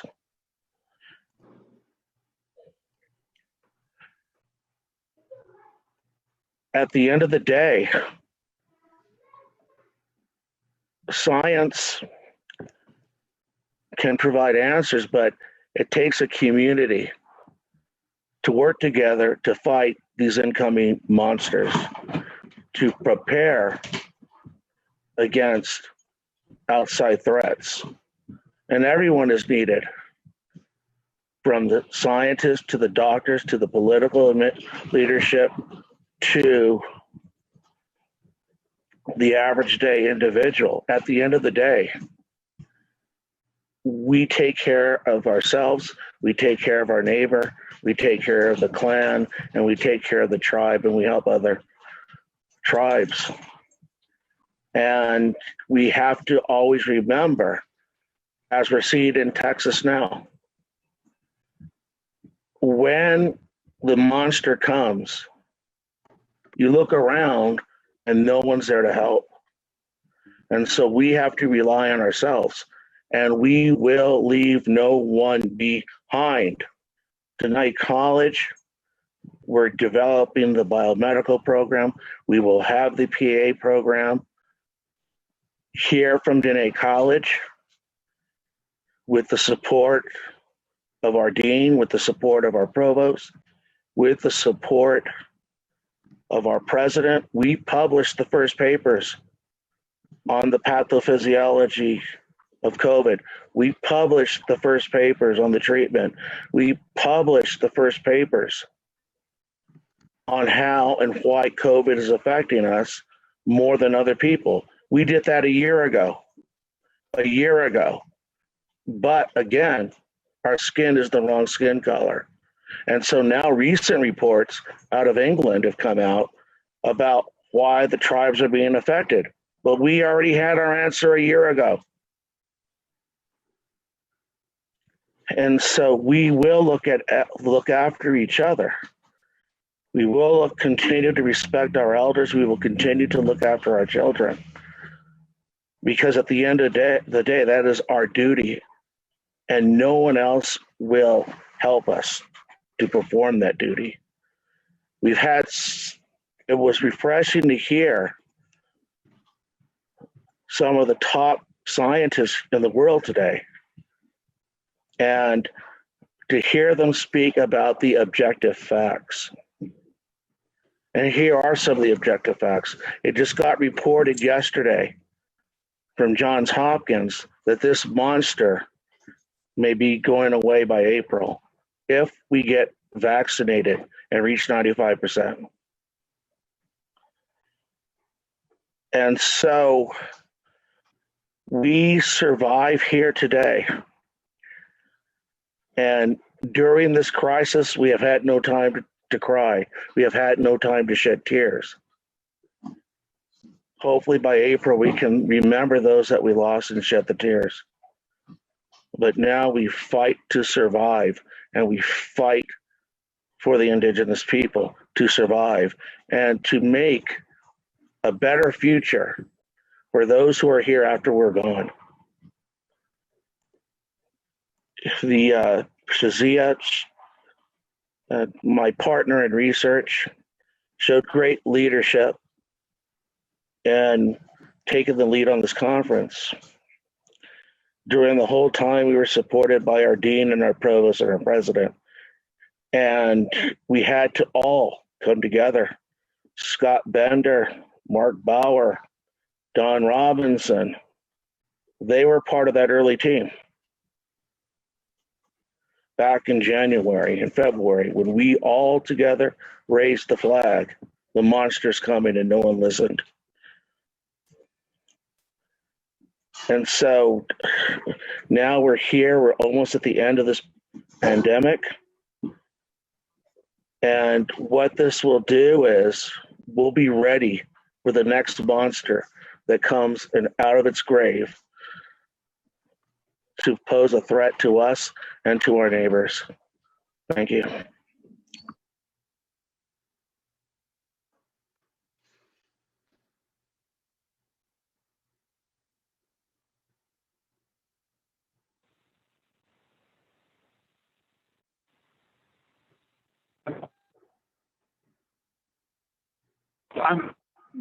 Dr. Bender, we cannot hear you. Oh.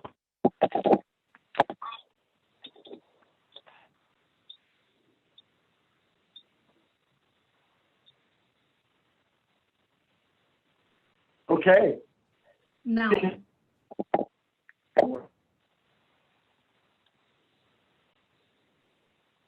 No, Dr. Bender, we are not able to hear you, sorry. You have to be close to your computer or whatever the device you are using. Okay.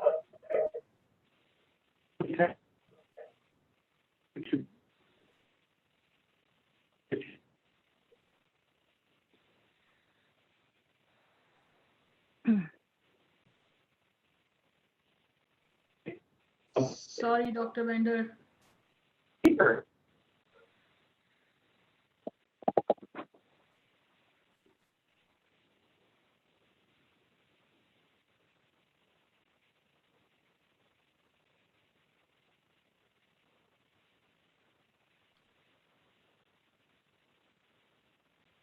Okay, so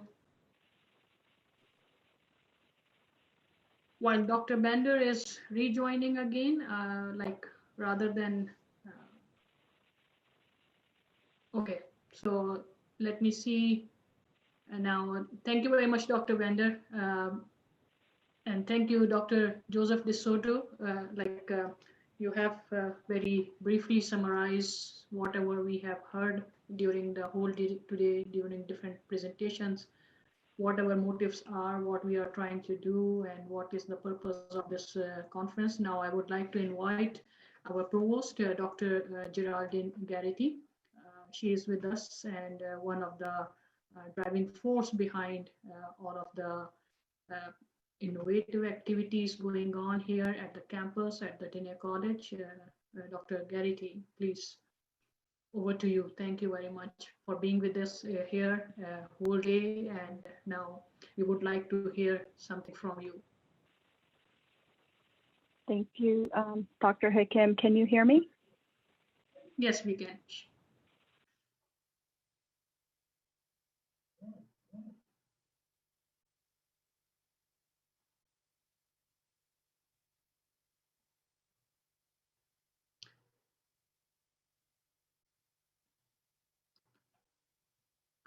Dr. Garrity, we are not hearing you now. So can you unmute yourself on your screen? Now? Yes, perfect. Thank you. Okay. All right. Let me try something here. Yes, we can hear you now. Thank you. Can you guys hear me? Yes. Okay. Please. I don't know what's going on, but We can so hear good you. evening. You can start. You are good. Excuse me? You are good. Just please. We can all hear you. Okay. Try again. We can Okay. hear you, Dr. Garrity. It's okay from our side. Yeah. So good evening, relatives and guests. I introduce myself using my Navajo Diné clan system. I also mention my name was shared. There is a saying in Navajo that when you say your name too many times, your ears could harden and may fall off. What a wonderful conference, full of information, science, experience, stories, and knowledge. I want to start out by saying thank you for being with Diné College today. Our institution, as it was expressed by many of my colleagues, is a unique college. We're the only college that requires Navajo language. Navajo.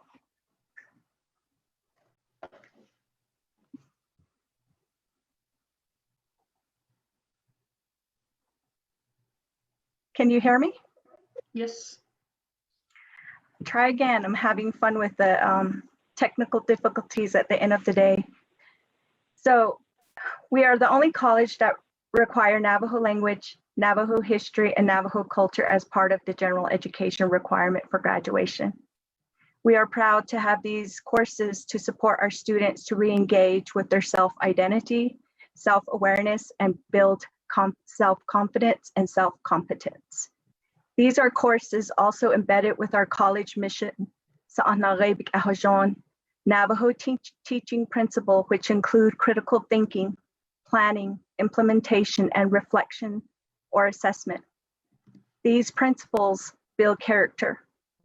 It is these relevant teachings that is helping our students, faculty, staff, community, and nation to remain strong, resilient, and adapting to changes that during this trying time. In March 2020, Diné College extended spring break an extra week. During that week, faculty members transitioned online. Faculty members reached out to students and learned it would be a challenge. Many students did not have access to computers, Wi-Fi, and phone services. As the college learned this, the college purchased laptops and MiFi for students that didn't have access.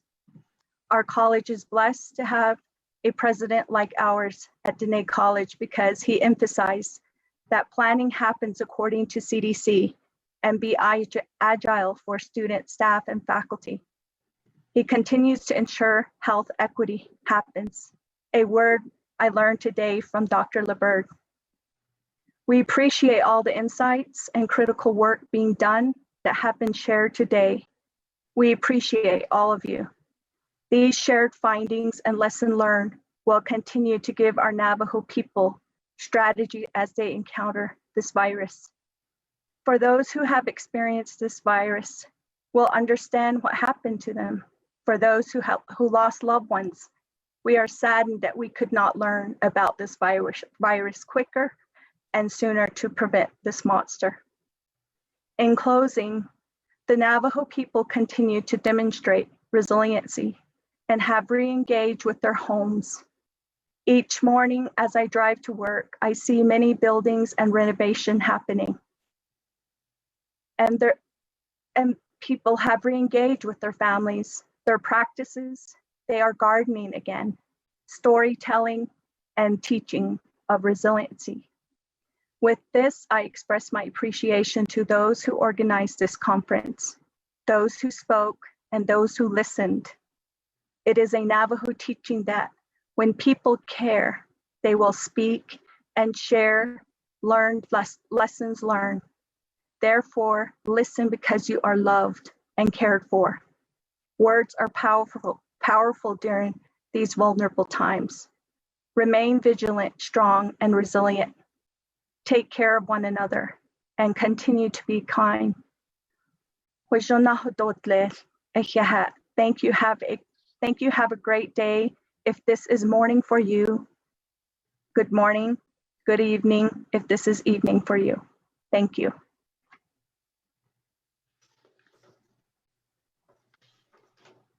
Thank you very much, Dr. Garrity, for being with us, for a very good message for all of us that yes, we have to learn, we have to listen, and we have to share whatever we have. And this is what shows us that we are caring for each other and we want to continue this process. So we are almost at the end of this whole day conference. From 8 o'clock in the morning, we started here at Diné College. It is mountain time here. I know those who are joining us from other places, they are in different time zones, and some of those who are joining us from Middle East and other parts of the world, they are almost in the middle of the night now, or almost it is going to be sunrise now, because it is 5:25 here. So for example, if I give you an example that Pakistan, it will be also 5:25 morning. So there are so many who are joining us from those places, spending their nights just to listen, just to share whatever they can learn from here. And for this whole conference, first of all, I would like to thank American Society for Microbiology that gave us this opportunity to organize this conference through the Diné College Forum. And then secondly, most important for me is the trust that the Navajo Nation has given me. Diné College that has given me. So this is something that is what we are looking forward. Our whole team at Diné College School of STEM, we are struggling to bring some more stuff at our college, to our communities here, to our students here, bring more technology, bring more new programs, new courses. And this platform is just one of the examples that we are open to move forward with all these new technologies and new progress for the betterment of our communities here.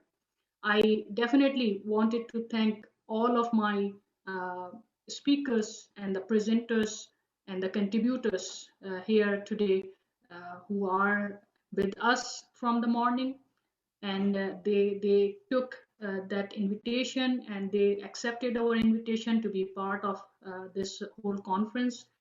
President Nez, he always on front for all these type of activities. He was here in the beginning. Professor Everydemy, one of our very senior elder faculty member and the medicine man from the Diné Navajo Nation. He was the one who blessed our conference today in the morning. It was very kind of him that he accepted this invitation to be with us. Then, if I go a little bit further on the list, we have Dr. Jill Jim from Department of Health Navajo Nation. We had Ms. Ramona Nez from the Epidemiology Center, Dr. Stephen Spector, who is a very famous clinical virologist, and I know him since when we were like a student attending all these American Society for Microbiology conferences, and we love to attend his lectures and try to find those. So he was one of the person who I like to thank definitely. Then we have the group of scientists from University of Toronto, Dr. Janet Smiley and his group, Dr. Nicole Moyer and Steve Tickens, then how they share their experience, what they are doing there among the urban community there for the Indian nations. I would like to thank Senator McCallum, who took this, who basically accepted this invitation just at the last moment when one of our speaker who was not able to join us, and I asked her to if she will be able to share some of her views, and it is very generous of her that she accepted our invitation at the last moment and join us. And so thank you very much, Senator McCallum. Dr. Syed Sattar from University of Ottawa, and he is one of those who have taught us a lot of infection practice control techniques and technologies, and most of the disinfectants that we are using, they always go through some standards, and Dr. Sattar is one of those individuals who are behind those, developing those standards. So thank you very much, Dr. Sattar, for being with us. Sean Kaufman, he is one of the person who is, with reference to his all efforts during the Ebola outbreak in Liberia, and now he is like working a lot for the biosafety and biosecurity trainings. So this is like he was always generous to support our students and our overall communities, and thank you very much to him for also being here with us. Dr. Charles Garba, although there was a minor technical error and we cannot see his slides, but like still we want to thank him because whatever we learned through his presentation, although it was verbal, like but we know that we all understand all the procedures related to contact tracing using those sewage samples, and how we can utilize these things in other places also. So definitely we learned a lot, and the questions that were there in the question and answer session, it represents that how much the attendees, they enjoyed that presentation and they learned from that presentation also. Dr. Ayn, he cleared a lot of point of views with reference to the vaccines, their development, their role in our overall immune system. So thank you very much, Dr. Ayn also. Then we had our other presenters, including in the beginning, if you have got chance, and those of you who joined us from the beginning, Dr. Charles Russell, our president of Diné College. He is one of the person who is the main force behind all the college with his team, with Dr. Garrity, our provost, and our dean, Dean Tutt, James Tutt. They all are the one who have actually put the trust in all of us. They always support everything that we want to do for the communities, for the college, for our students, and they are always on the forefront from the first day when in the January, as Mr. Tutt also mentioned, Dr. Joseph DeSoto also mentioned, that when we started to look into this all COVID-19 related issues in January, they are the one who are taking the serious actions to control this all and provide all the facilities to make changes in the overall setup of the college, just to make the environment safe. So thank you very much, Dr. Russell, Dean Tutt, Dr. Garrity for providing all this help and this good supportive environment to all of us. And then it is like our team of School of STEM that is right now is in front of you. My collaborator, Dr. DeSoto, like we have done a lot of articles together. We are continuously working on different projects together. And his support is always there. And beside that, Dr. Mark Bauer, Dr. Bender, who were taking care of the conference today here. Barbara Klein, one of our co-investigator and the co-applicant for or the co-awardee for this grant. They all are our faculty members who are helping us, who are supporting us, and we are, as a team, we are willing to continue this all like venture or this all throughout activities in future also, and we are willing to work with anyone who is willing to help us in developing some new programs, in developing some new projects, in developing something that we can utilize to help our communities. So and if at the end, if I say that who else was the most important, we cannot say, like, without IT department, without our marketing department, we cannot do anything. Our IT department, especially Michelle Vicenti, she is the one who is taking care of all these Zoom conference. It's all the registration. That's how they are going sending out and all these things. So from the first day, she is working with us, and it is really very helpful. Our IT director, Joy Thompson, she is the one that is helping us a lot. And then marketing department. So George, Joe, and team, Scott, Tom, Tyrone, who developed the website for this conference, who were able to develop all the flyers, art, and the program, and everything that is, you are seeing this nice background here in the back.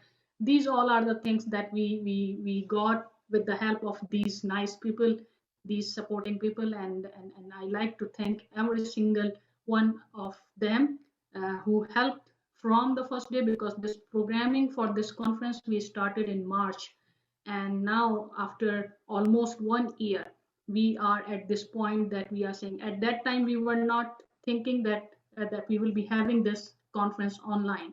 We were thinking that we will be gathering you all at our beautiful Sali campus, but like we are not able to, because still it is not over. But like we are hoping in future, like after 1 or 2 years, when we will be having continuation of this conference, hopefully this is what we are thinking of, that we want to make this event a biannual event, so we can still continue. We don't want to stop at this point. We want to continue this venture. We want to discuss more about all these different type of emerging infections that especially are affecting our tribal communities and all other resource limited communities. So like what we can contribute to move forward. So like be with us and help us if you can in any way, like especially in developing our new programs, new research projects, new research activities. This is something that is very important to move forward. Thank you very much, Dr. Mark Bauer. Thank you very much, Dr. Joseph DeSoto. Thank you very much, Barbara Klein, Dr. Bender, Dean Tutt, Dr. Garrity, and all these our very respected presenters that were here with us today. We cannot say any more, but like we are really very thankful to all of you. Every single bit of help and contribution that was helping us to make this happen is highly appreciated. So thank you very much. Have a good day, good night, good weekend, because it is like now Friday here that is going on, and just weekend, enjoy it. And we are hoping that we will start working on Monday for next conference that we are hoping after 2 years. Thank you very much.